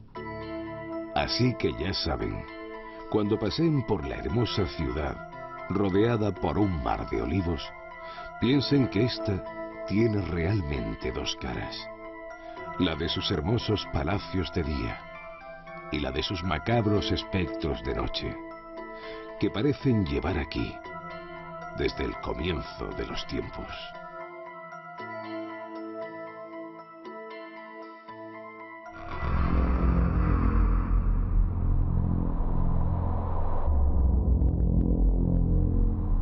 Úbeda, como tantas otras ciudades con historia, un lugar con secretos. Secretos que a veces se transforman en acontecimientos que rompen la vida cotidiana de un lugar y no se ha hablado de otra cosa. Han salido a relucir los viejos fantasmas, entre comillas, las viejas historias a raíz de este suceso de la luz. Ha cubierto esta historia nuestro compañero Juan Jesús Vallejo. Bienvenido. Buenas noches. Mucho silencio. ¿Qué te has encontrado realmente eso, no? Hombre, mucho silencio por parte de la gente que organiza la exposición Tierra del Olivo. Agradecer, que creo que hemos sido el único medio de comunicación que ha podido entrar dentro a filmar.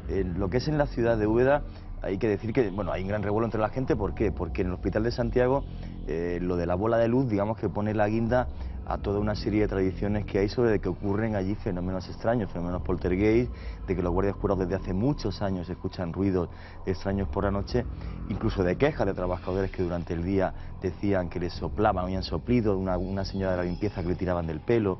Entonces, bueno, mucho revuelo y por desgracia muy difícil llegar a saber total y absolutamente lo que sería la verdad.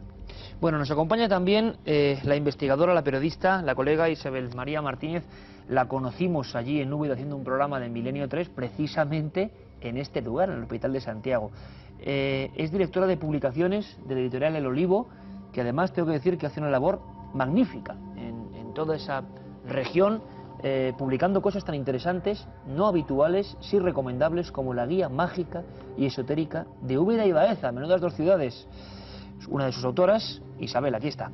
Bienvenida, buenas noches. Buenas noches. Vamos a ver, se ha hablado de otras filmaciones, es una cosa que nos interesa, que no hemos podido llegar a alcanzarlas, no sabemos hasta qué punto hay exageración o no, pero se hablaba de otras filmaciones en este hospital de varias esferas de luz, no solo una, cosa que complicaría un poco la situación. Efectivamente, yo también he oído esa posibilidad de que existía otra filmación, no otras. Yo he oído de que había otra filmación, que había varias esferas, que había gente dentro, no solamente era la esfera. Sin embargo, he intentado por todos los medios tener acceso a esa filmación. Personalmente pienso que no existe otra filmación, que sobre todo que cortaron, si la había, no creo que le quieran dar más publicidad al tema de la esfera. Y lo que sí es cierto, y tú nos ilustrabas en aquel programa, para nosotros mítico, ¿no?, a finales del 2006, ese lugar tiene muchísimas historias y algunas precisamente de apariciones en sí, o sea, es lo curioso, ¿no? Historias de gente, lo hablábamos allí, que creían que se aparecía una serie de figuras en este caso. Por eso quizá la gente ha relacionado hechos. Sí, porque recordemos que el hospital de Santiago fue un hospital, era un centro de dolor, las paredes contienen, pues, eso, gritos, lamentos, y la figura que sobre todo mucha gente habla es la de una monja que pasea por la parte de arriba, por el pórtico de arriba, con el sonido de unas llaves, y bajar escaleras y subir escaleras. Por la noche encontrarte el halo, siempre es la misma historia, es el halo de la monja, de los faldones de la monja y el sonido de unas llaves, atravesando los pórticos. Y se sabe que allí, porque estuvo abierto como hospital hasta en 1975 creo que aproximadamente, y aquello estaba organizado por las monjas y por lo visto una de ellas todavía anda por allí, porque son muchas las historias de limpiadoras, de guardias jurados, de otras personas que trabajan allí intermitentemente que hablan de esa aparición.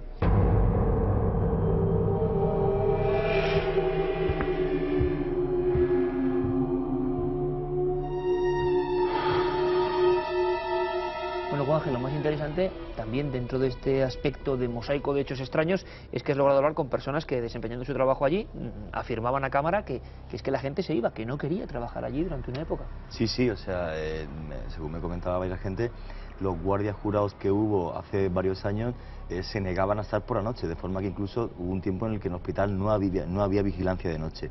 Incluso una de las chicas, Relaciones Públicas, que habla en el vídeo diciendo abiertamente que durante un día, pues de repente unos pasos extraños, más de alguien como si fuera pesado, perdón, y unos pasos muy claros, caminan hacia donde está ella y se paran en la mesa donde está, cuando lo único que había en la gran sala era una familia que estaba justo al fondo. O sea, realmente el lugar está lleno de hechos extraños, por eso la guinda. Luego también otra cosa, hay que pensar que cuando hace muchísimos años se empezó a investigar en parapsicología y se intentaban captar las cosas que el ojo no ve, se utilizaban infrarrojos o ultravioleta, ya que son las ondas de luz que están por debajo, encima de la descomposición natural de la luz, que es el arco iris que vemos. Entonces, claro, el que se grabe algo en infrarrojo, sí es cierto que es muy fácil que dé pie a mucha polémica, porque en infrarrojo es fácil ver cosas raras, pero claro, a mí lo del ácaro, por ejemplo, no me cuadra, Iker, porque un ácaro tendría un movimiento errático, sin sentido. De ahí lo único que se me ocurría la araña, porque además delante de la cámara había un riel en el que hay un foco que está por encima de la cámara a unos 40-50 centímetros, con lo cual desde ahí una araña sí podía haberse movido, desplazado, pero claro, el tema es que hemos visto que en la cámara de infrarrojo el hilo debería verse, Con lo cual realmente es extraño, para mí sigue siendo muy extraño. ¿Y por qué Úbeda y Baeza, podemos decir, o puede la gente preguntarse, concentra en un núcleo no tan amplio tantas y tantas historias que tienen que ver con los aparecidos? Es una cosa que nos puede extrañar, ¿no? Yo creo que el motivo es porque Úbeda y Baeza durante mucho tiempo fue lugar de frontera, un lugar habitado de hace miles de años, donde se han librado 1000 batallas y donde las personas que han guardado tesoros, porque historias de tesoros en Úbeda hay más de una y más de dos, pero también en Baeza también existen. Los milagros también son bastante variados en ambas ciudades. Y los aparecidos, es lógico, en un lugar donde ha habido tantísimas batallas, en un lugar que durante un tiempo, el siglo XVI, fue muy importante a nivel de toda España, ¿no? Úbeda y Baeza, por el tema del secretario de Carlos V, Francisco de los Cobos, era muy importante. Todos sus palacios concentran una cantidad de historias que parece que quieren llegar hasta aquí. Quieren llegar, quieren transmitirnos algo, que no quieren irse, no quieren ser simplemente piedra. Y hablando de piedra, quizá el lugar que nos recomendarías para una futura investigación podría ser esa Casa de las Torres. Sí. Como ejemplo, lo destacaríamos como ejemplo de caso más físico porque hubo una historia real detrás. Efectivamente, en la Casa de las Torres, a principios, sobre los años 30 más o menos, del siglo XX, del pasado siglo, se encontró una emparedada. Esta leyenda se creía como una leyenda que nacía en el siglo XVI.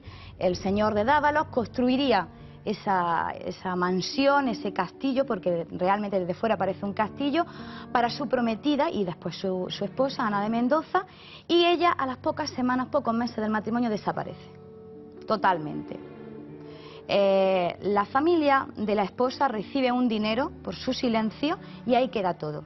Y eso está registrado documentalmente, o sea, eso es la realidad. En el siglo XX descubren un cadáver.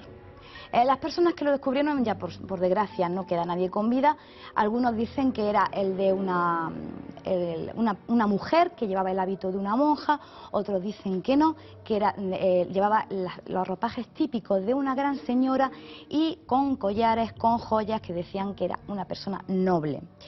Ese cadáver lo sacaron de allí, lo iban a llevar a Granada, creo recordar, para estudiarlo. Nunca llegó a Granada, estalló la guerra civil, se perdió. Nunca se volvió a saber nada. Pero eso hizo resurgir la leyenda de la emparada de la Casa de las Torres, que no venía de ahí, que ya venía de atrás, pero que estaba solapada, olvidada, y a raíz de ese acontecimiento, bueno, pues fue un estallido, empezaron a suceder cada vez cosas más extrañas.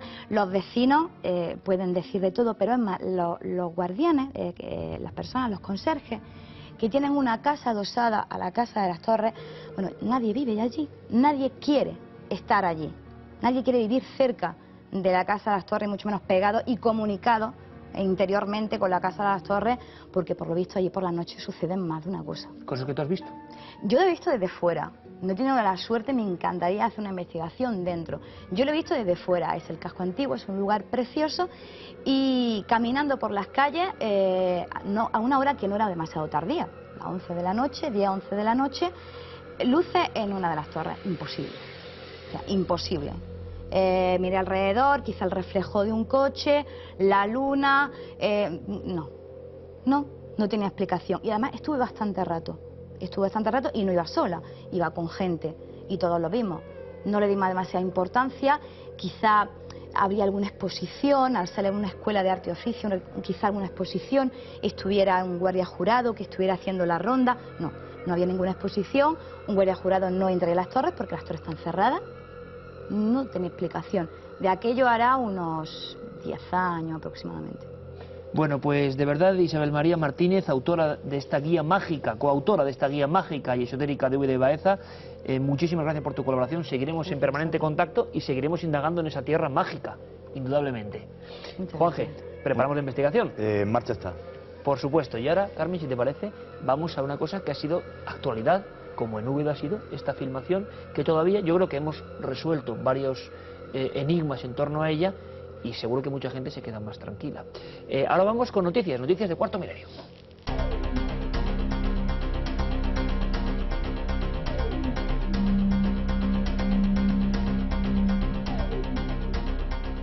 Bueno, ya saben que de Da Vinci se ha contado casi de todo.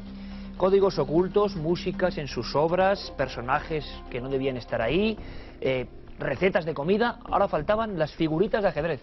Pues sí, un escultor y arquitecto italiano asegura haber hallado un manuscrito donde Leonardo da Vinci había diseñado algunas piezas del ajedrez. El hallazgo se ha producido cuando la Fundación Coronini Kronberg, propietaria del tratado sobre ajedrez más famoso del Renacimiento, pidió al escultor Franco Rocco que produjera un juego de piezas de ajedrez a partir de los dibujos del manuscrito. Rocco sostiene que los dibujos que acompañan las jugadas de ajedrez del tratado escrito por el fraile Luca Bartolomeo Pacioli son obra de Leonardo da Vinci. Estas ilustraciones representaban una gran novedad para la época, ya que era común hasta ese momento utilizar letras para identificar cada una de las piezas del juego. El manuscrito contiene 140 tableros y más de 1400 dibujos de piezas en las que se usa la proporción áurea, técnica que buscaba el equilibrio en las figuras humanas y que era una de las grandes obsesiones de da Vinci. El arquitecto también tiene en cuenta que da Vinci y el fraile Pacioli fueron amigos que habían colaborado con anterioridad y que el polifacético artista era aficionado al ajedrez. Seguro que era un buen jugador, Leonardo. Ahora vamos con otro tipo de dibujos. Son románicos, muy antiguos y se han encontrado en Galicia. Y se han encontrado gracias a los trabajos de restauración que se están llevando a cabo en la Basílica de San Martiño, en el municipio de Foz. Se han descubierto los frescos más antiguos del románico gallego. Las pinturas que se encontraban bajo varias capas de cal en los muros del templo datan del siglo XII y, según los expertos, pueden ser obra de uno de los maestros de la Catedral de Compostela. Pese a que el paso de los siglos y también la humedad han deteriorado considerablemente los frescos de San Martiño, los estudiosos aseguran que son de una calidad excepcional y están a la altura de la pintura románica europea. Con su hallazgo se confirma que además de una escuela de arquitectura románica en Galicia, también existía una gran escuela de pintura románica. Este descubrimiento es de gran trascendencia para el arte gallego, ya que son unas pinturas únicas en su género. Y yo no sé ustedes, pero yo jamás hasta este instante había oído hablar de la Pompeya de Anatolia. Pues era una antigua ciudad termal y se llamaba Ayanoy. Está en Turquía y pronto será sumergida por las aguas de una presa. Una fuente de agua caliente que alimenta un estanque protegido por muros de 5 metros de altura. Una sala decorada con columnas y mosaicos, pasillos, vestigios de avenidas y de viviendas y cerca de 11.000 objetos muy pronto desaparecerán bajo las aguas. Todo esto no es más que el 20% de lo que por el momento los arqueólogos han podido explorar, pero se cree que esta ciudad esconde muchos más tesoros. Hicieron falta casi 9 años para que el doctor Ahmed Yaras y su equipo catalogaran estos vestigios conservados gracias a un providencial caudal de barro. Sin embargo, tras un polémico debate, una comisión científica se decantó en octubre de 2007 por dejar que Ayanoy desapareciera bajo el agua. Los estudiosos creen que si se hubiese conservado se podría haber convertido en una segunda Pompeya. Y ahora, sin perder un segundo, nos adentramos en el cajón desastre de Mundo Insólito. La primera noticia insólita nos lleva hasta el mundo de los bebés. Ustedes dirán que muchas veces cuando los contemplamos tienen reacciones un tanto extrañas, ¿verdad? Pues ahora una doctora de la Universidad de Yale, ella se llama Keely Hamlin, ha descubierto que los niños muy pequeños, los bebés, incluso llegados hasta 10 meses, pueden distinguir entre el bien y el mal. Lo comprobó con una recreación con marionetas. Hizo que unas marionetas buenas jugaran y en cambio otras malas atacaran a las primeras. Cuando los niños dejaron de ver la recreación, esa función de marionetas, enseguida fueron a por la marioneta buena y a la mala la dejaron a ella sola. Los bebés son más inteligentes de lo que creíamos. Y hablando de bebés, también tendríamos que hablar de dibujos animados. Dibujos animados que le encantaban a Adolf Hitler. Y eso se ha descubierto, además se sabía que era un gran visionario de las películas de Walt Disney y que sobre todo le gustaba Blancanieves y los 7 enanitos. Pues bien, ahora el director de un museo de Noruega dice haber encontrado 4 dibujos que pintó el dictador, 3 de los enanitos de Blancanieves y 1 representando a Pinocho. Y muchas veces pensamos que la felicidad no tiene precio, pero en cambio en la Universidad de Harvard piensan diferente. Si usted paga 600 euros podrá hacer un curso por internet para ser feliz. Le darán los ensayos, los libros, las novelas y las pautas a seguir para que su vida y la de todos los que le rodean sea más intensa y sobre todo más feliz. Bueno, Carmen, y por lo que estamos comprobando, semana a semana mucha gente es feliz acudiendo a los kioscos de toda España para adquirir la nueva colección de Cuarto Milenio, nuevos casos, nuevas historias, junto al diario El País. En este caso ya, número 8, volumen número 8, Dossier Maldiciones, ni más ni menos. Historias sobrecogedoras, pero que siempre sorprenden. Casos españoles y casos internacionales, como siempre, junto al diario El País, Cuarto Milenio. Y digo lo de casos nacionales porque a veces, da igual, están cerca, pero son completamente desconocidos. Un ejemplo, estoy convencidísimo de que muy poca gente ha visto estos cuadros. Y si los ha visto, ha dicho, bueno, personajes de la corte, extraños, figuras circenses, casi monstruos, anomalías. No, es una historia humana. Pedro González o Petrus Gonsalvus, nacido en Tenerife, fue una especie de atracción y mucho más. Reyes poderosísimos de la época de diferentes países se interesaron en él y en sus hijos. Creyeron que era el eslabón perdido, otros intentaron darle conocimiento, darle cultura. En fin, otra historia digna de película, la del hombre bestia o el hombre lobo de las Islas Canarias, Petrus Gonsalvus. Vamos a conocerlo. La imagen pintada sobre un lienzo del siglo XVI de lo que parecía ser un hombre lobo impactó en la retina de nobles y curiosos de todos los tiempos. Hoy, aquel ser misterioso revive de manos de unos pocos investigadores que han rescatado del olvido la historia del enigmático Petrus Gonsalvus, el hombre salvaje canario.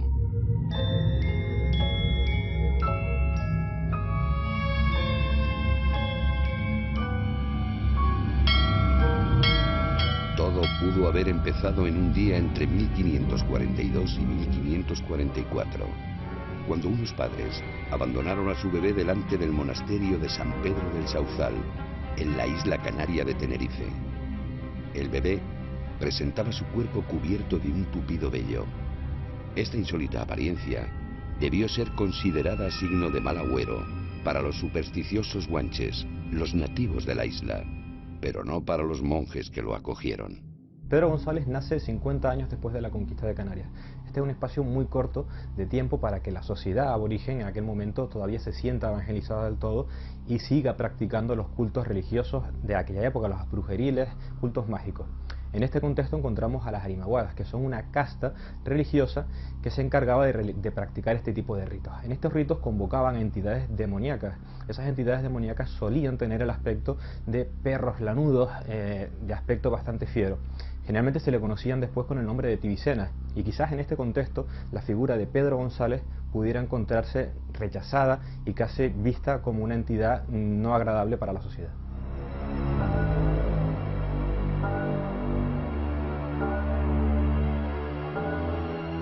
El niño lobo guanche fue creciendo en el convento de San Pedro del Sauzal. Los monjes dominicos le llamaron Pedro González y aprendió el idioma de sus protectores, hasta que un día el rumbo de su historia personal cambió radicalmente. Hay una circunstancia que es muy interesante sobre cómo Petrus llegó a Europa. Aprovechando los tratados de paz que se firmaron entre España y Francia, unos tratados de paz que fueron muy transitorios, muy cortitos, probablemente algún enviado del rey francés se enteró de las noticias de la asistencia de este niño velludo en Canarias y aprovechó esa circunstancia para embarcarlo de forma clandestina y llevárselo en un barco a Europa a la vista de la corte, a la vista del rey Enrique II. Al niño Pedro González le pasaron a llamar, de forma latinizada, Petrus Gonsalvus. El todopoderoso monarca francés, Enrique II, se encariñó del pequeño velludo a quien le destinó una exquisita educación. El pequeño Gonsalvus fue creciendo y percibiendo que su imagen producía, al mismo tiempo, rechazo y aceptación entre los cortesanos.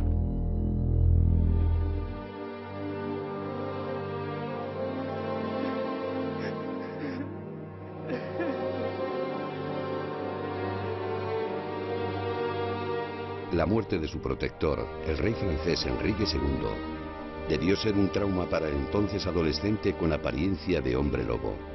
Además, el fallecimiento del monarca había sido profetizado por alguien muy importante que frecuentaba su corte. Gonsalvus coincidió en la corte con personajes realmente curiosos, entre ellos Michel de Nostradamus, futurólogo famoso que le vaticinó a Enrique II su propia muerte. En 1559, como sabemos, el conde de Montgomery acertó una estocada mortal a Enrique II en un torneo que fue anunciado por Nostradamus, y el propio monarca pues hizo caso omiso a estas advertencias. En la corte parisina pudo haber conocido a su prometida, la joven Catherine, de origen flamenco, con la que iba a tener 7 hijos, la mayoría tan velludos como el mismo padre.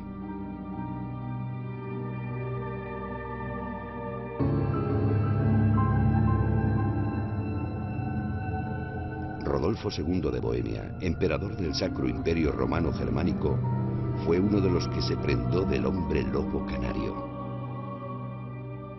El propio Rodolfo II quiso guardar para sí un mechón de pelo de Petrus Gonsalvus, del canario Petrus Gonsalvus, para su colección de rarezas, y después esa colección fue destinada a un gabinete, el Gabinete de las Maravillas, donde se incluían una serie de reliquias procedentes de culturas completamente antiguas, civilizaciones perdidas, etcétera, etcétera.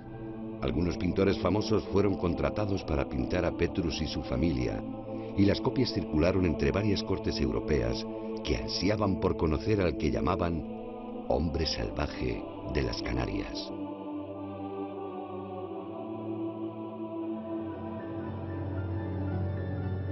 Una de las grandes incógnitas entre los estudiosos es su origen étnico.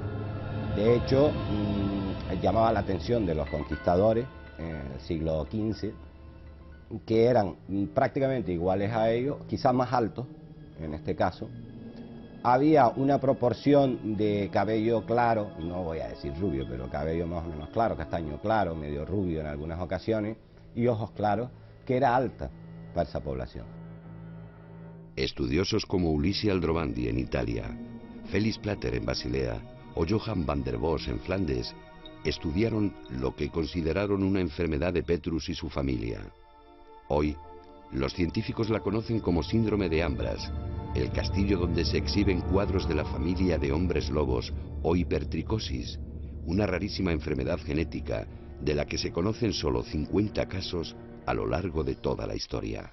En el caso de la hipertricosis de pelo normal, que es la de Pedro González, ya no está ligado solamente al cromosoma X, sino al cromosoma 8, lo cual le da un carácter especial, ¿no?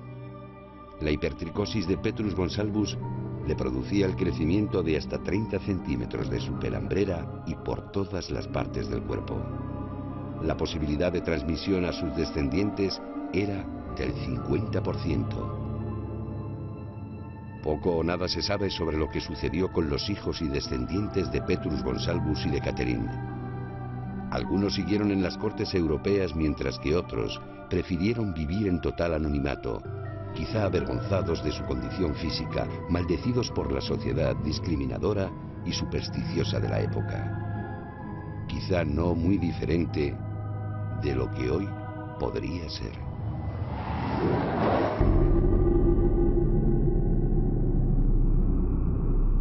Esta es la historia de Pedro González, o de Petrus Gonsalvus, que hay que decir que no era muy conocida, aunque sí para los estudiosos, para los que se interesan por el mundo de las anomalías humanas. Tengo en las manos un libro que, permítanme que diga que ya es un clásico, Seres Extraordinarios, un trabajo encomiable, sorprendente, impactante, también hay que decirlo, que se publicó ya hace algunos años. El autor, el doctor, el médico Manuel Moros Peña, que está aquí con nosotros y es un placer recibirle. Buenas noches, Manuel. Buenas noches, Iker. Oye, ¿habría que hablar de hombre lobo, hombre salvaje o simplemente de un enfermo? Pues simplemente de un enfermo, porque hay que pensar que todas estas personas, debido a este defecto del aumento del pelo corporal, siempre un poco se les etiquetó como seres un poco menos que humanos, ¿eh? Un poco se les rebajó de calidad, incluso a veces la calidad moral. O sea, se suponía que un defecto que asemejaba el cuerpo al de un animal llevaba consigo que esa persona también tuviera un comportamiento un poco animal, como es el caso que comentamos del hombre lobo. Pero sí, siempre se le ha tendido un poco a, pues eso, a decir, si eran producto, por ejemplo, también de acto de zoofilia mucho, o sea, pues siempre recuerdo casos que era pues el fruto del amor prohibido entre una campesina y un oso, por ejemplo, o también en casos, por ejemplo, eran producto ya directamente del demonio, ¿no?, que había forjado estos seres también. Luego, como hemos comentado también, pues siempre el salvaje también a veces se utilizaba la teoría de la impresión materna, que es una teoría muy curiosa, ¿sí? Que se utilizaba muchas veces pues, en las barracas de circo donde se les presentaba al público. Se solía atribuir el hecho de la malformación a que, por ejemplo, la madre embarazada había asistido, pues como un león escapado del circo devoraba al padre, por ejemplo. Entonces eso ya había causado tal impresión en la madre que se había reflejado en la apariencia física del recién nacido con este aumento de pelo. También nos acompaña, como no, siempre que hablamos de las Islas Afortunadas, nuestro querido amigo José Gregorio González. Bienvenido, José, buenas noches. Buenas noches, Iker. Bueno, una historia, a diferencia quizá de otros clásicos misterios del archipiélago, yo tengo que admitirlo, me enteré mucho más tarde con algunas investigaciones locales. Bueno, este hombre era de allí y la gran pregunta es que no sabemos nada en torno a de dónde venía realmente. Fue abandonado, es una historia muy triste. Y tú en alguna ocasión has comentado que la tradición que había en toda la isla de Tenerife y en otros lugares de las Canarias, o más bien dicho, la aversión o el miedo a ciertas entidades o seres de parecido aspecto en el imaginario colectivo, podían haber originado ese abandono, ¿no? Sí, hombre, es un auténtico desconocido en Canarias, ¿no? La historia de Petrus Gonsalvus. Además, en parte estaría justificado por esa inmediatez con la que es sacado de Canarias, probablemente como esclavo, junto a otras, compartiría destino al igual que otros descendientes o guanches directamente, pero en el caso de él con un detalle muy particular, y es ese que señala. Dentro de la visión religiosa de los aborígenes de los guanches, cada isla tenía la suya, pero tenían puntos en común. Tenemos por un lado el tema de las tibicenas, que eran esos perros lanudos, que de alguna forma simbolizaban el mal o entidades diabólicas, pero además tenemos otro caso especialmente significativo y que podemos vincular con Gonsalvus, que es el de los irguanes, que era el nombre, sí, era el nombre de los seres demoníacos, el nombre que recibían los seres demoníacos en La Gomera. La descripción es tremendamente evocadora en relación a Gonsalvus, porque en este caso no se habla de animales, no se habla de perros lanudos, como en el caso de las tibicenas, sino de seres, de humanos, de seres antropomorfos, que tenían el cuerpo cubierto de pelo. Eran seres velludos. Por lo tanto, no sabemos si ese mito surge a raíz de casos de estas características. Eso es improbable, pero desde luego lo que sí podemos plantear como una posibilidad es que al darse un caso de estas características se pudiese asociar a esa imagen demoníaca del mundo aborigen. Bueno, cuadros de autores importantes, fascinación en ese rey tan singular, ¿no?, del que hemos hablado aquí en alguna ocasión, Rodolfo II, su gabinete de las maravillas, un monarca que parecía interesado por todo lo extraordinario y que quería rodearse de ello, como si sintiera cierto influjo, pero sabemos poco también, o no, en torno a cómo fue la vida, si fue desgraciada o no, de este hombre. Claro, verlo con estos ropajes, como en los retratos, impresiona, parece que adquirió incluso cierto éxito social, pero ¿es una imagen o realmente su vida fue desgraciada, José? Hombre, vamos a ver, creo que con Gonsalvus tenemos los dos extremos. Desde luego tenía que vivir con esa anomalía, con esa enfermedad que de alguna forma lo distanciaba, le marcaba como diferente, tenía que vivir con ese estigma. Pero a pesar de eso, si tenemos en cuenta la época, podemos decir que Gonsalvus fue un privilegiado hasta cierto punto, porque vivió en las cortes, en diferentes cortes europeas. Sus hijos tuvieron también una educación, recibieron tuvieron un tratamiento adecuado. Él tuvo una familia, trabajos dignos, a los que probablemente no se podía aspirar desde cualquier clase social. ¿Qué tipo de trabajo? Bueno, él, por ejemplo, en la corte de Enrique II formó parte del equipo de boca del rey, es decir, aquellos responsables de buscar la comida, prepararla y probarla antes de que el rey o los comensales... ¿Un degustador? Sí, efectivamente. Bueno, era un trabajo arriesgado, eso no quepa duda, ¿no? Pero digamos que el primer nivel de ese trabajo lo ocupaban los nobles y un segundo nivel de ayudantes lo ocupaban personajes, en este caso como él, ¿no?, que es algo inusual, y máxime teniendo en cuenta su aspecto y cómo llamaba la atención en la corte, ¿no? Su vida a partir de ese momento pues digamos que gozó de ciertos privilegios. Sus hijos también, el caso de Enrico es, si te parece después hablamos de él, es tremendamente interesante también. Por lo tanto creo que digamos que esa desgracia no la tuvo que llevar excesivamente mal.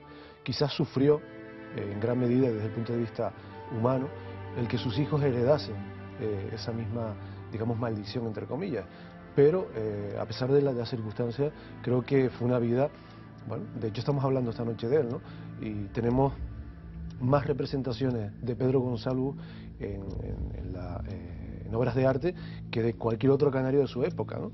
Creo que estos son elementos que nos ayudan a comprender o a intentar comprender cómo pudo vivir él esto, ¿no? Podríamos hablar, José Gregorio, sin duda, de un fenómeno mediático para la época, Sí, ¿no? desde Una luego. anomalía que llamaba mucho la atención.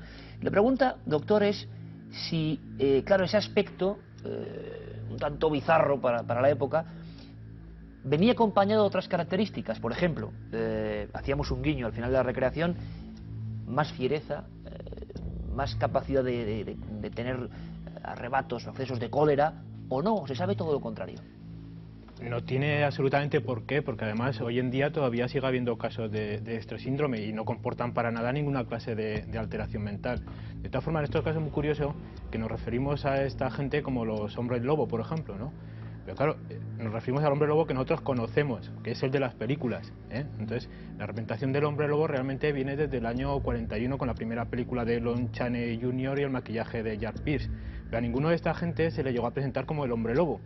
O sea, es decir, ninguno tenía realmente ningún instinto sanguinario como hemos visto en el hombre lobo de la película. Eran, pues eso lo que decimos, pues el eslabón perdido, por ejemplo. Después de la publicación del origen de las especies, que fue en el 56 de Darwin, eso tuvo mucha popularidad, entonces se presentaba como el eslabón perdido entre el hombre y el mono. Como hemos comentado antes, pues el hombre oso o la mujer orangután, encontrados en lejanas selvas después de masacrar a 10 marineros, las hemos traído aquí, ¿no? O sea, era un poco la historia un poco truculenta. Pero este síndrome no tiene por qué llevar ninguna clase de alteración mental. Únicamente conlleva una alteración muy curiosa, que son alteraciones de la dentición. De la dentición. De la dentición. En todos los casos descritos siempre faltan muchas piezas dentarias. Caramba, qué Muy curioso. sí. Bueno, pues con el doctor Moros Peña vamos a hacer un pequeño viaje. Van a ver una imagen ahora que es de una familia en Birmania. Es una de tantas del archivo que nos puede parecer muy singular y repito, esto no es ninguna recreación. Bueno, he aquí un ejemplo de los Gonsalvus, pero en Birmania, ¿no? Claro, y es curioso cómo, o sea, pasado muchos siglos y seguimos viendo el mismo aspecto en todos, claro.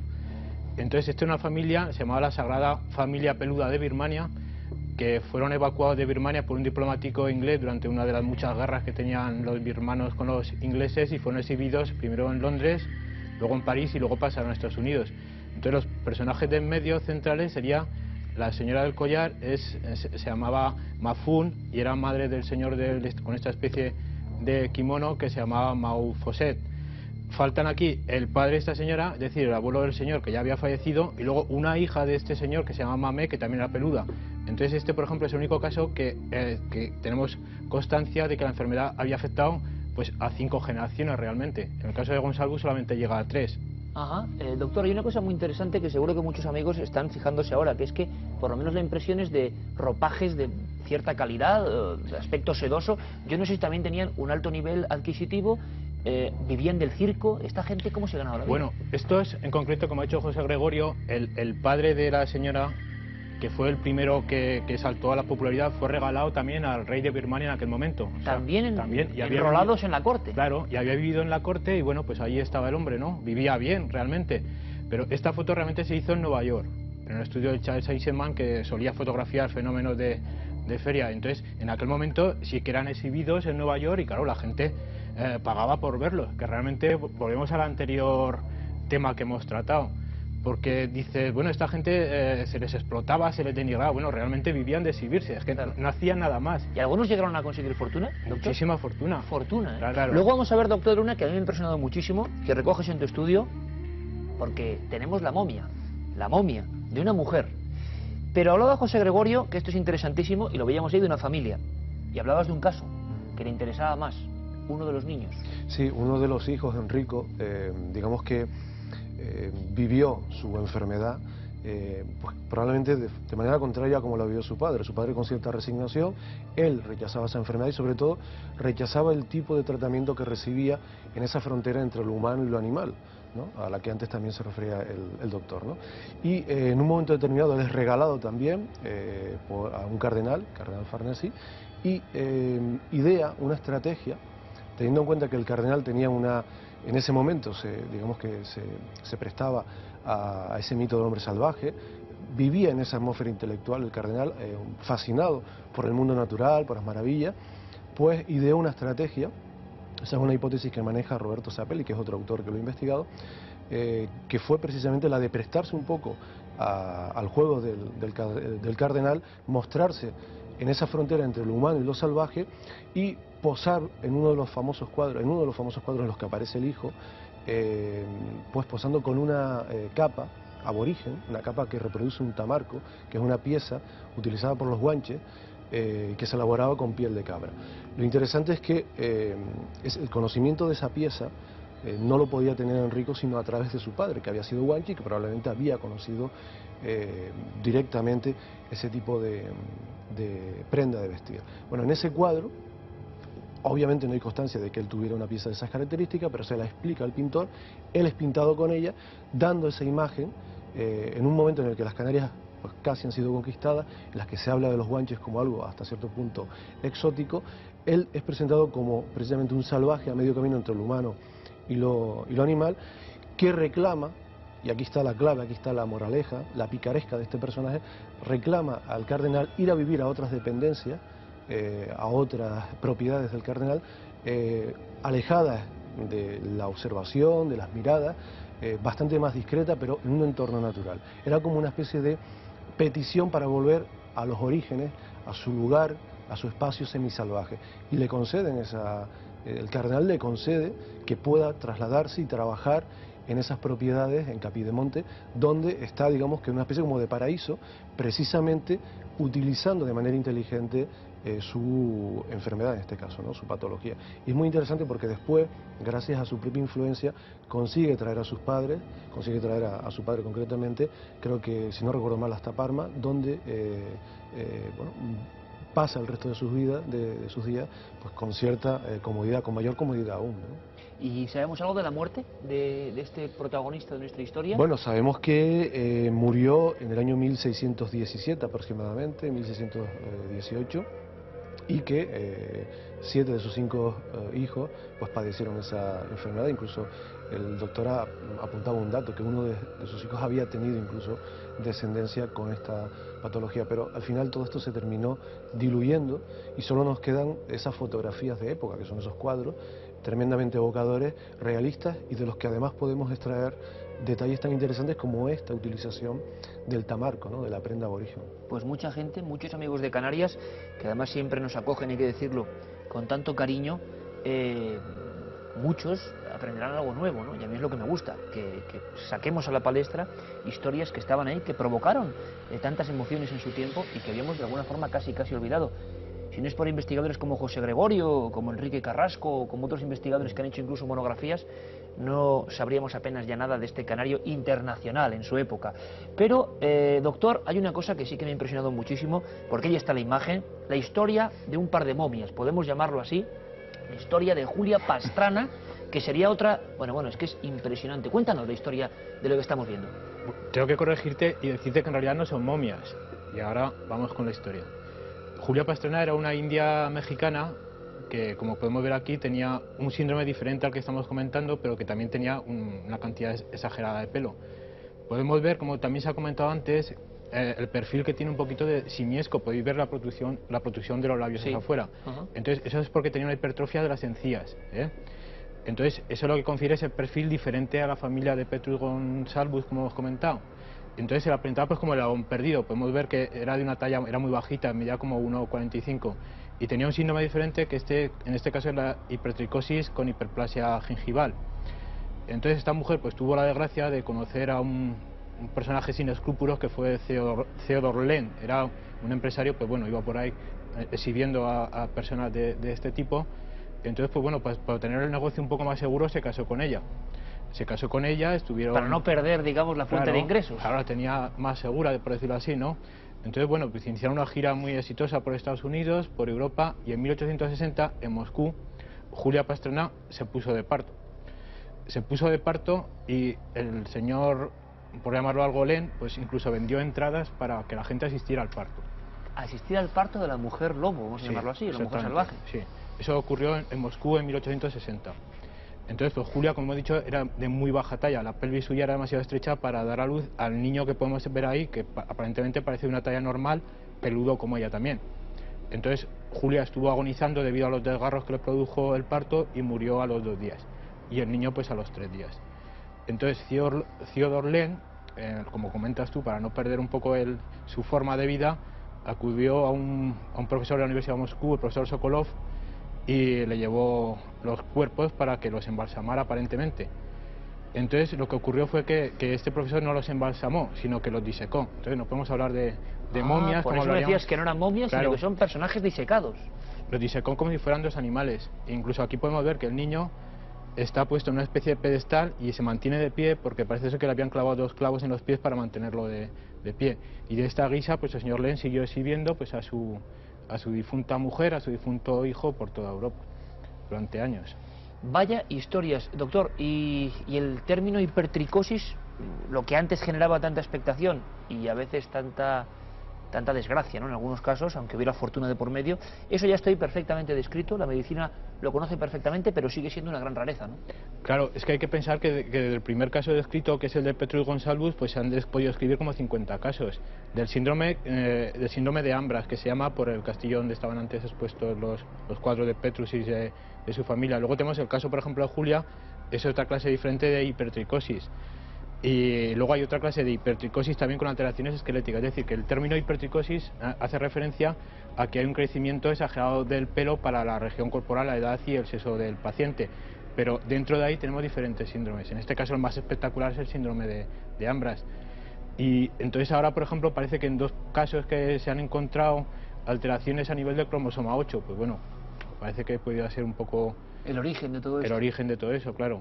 Desde luego es algo, como hemos visto, es algo hereditario que se transmite, y la herencia, pues en este caso es una herencia autosómica dominante, o sea, igual que sean niños que sean niñas.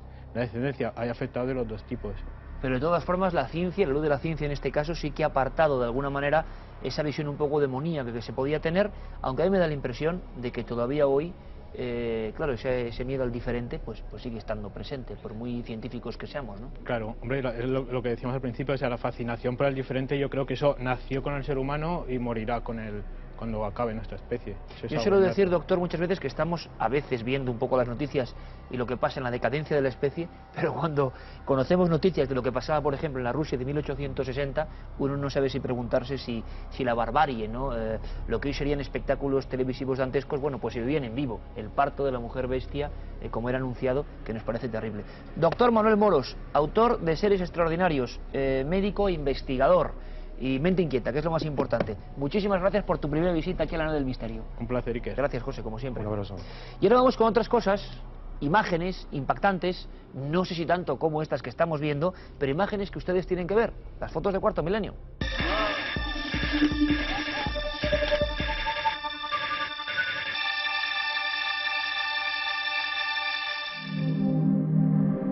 Y como siempre, las fotos, los análisis, las historias de nuestros amigos, ustedes, los televidentes. Por cierto, que la oferta, yo no sé si decir que salió cara. 5.500, sí, pero es que al lado tenía algo muy extraño.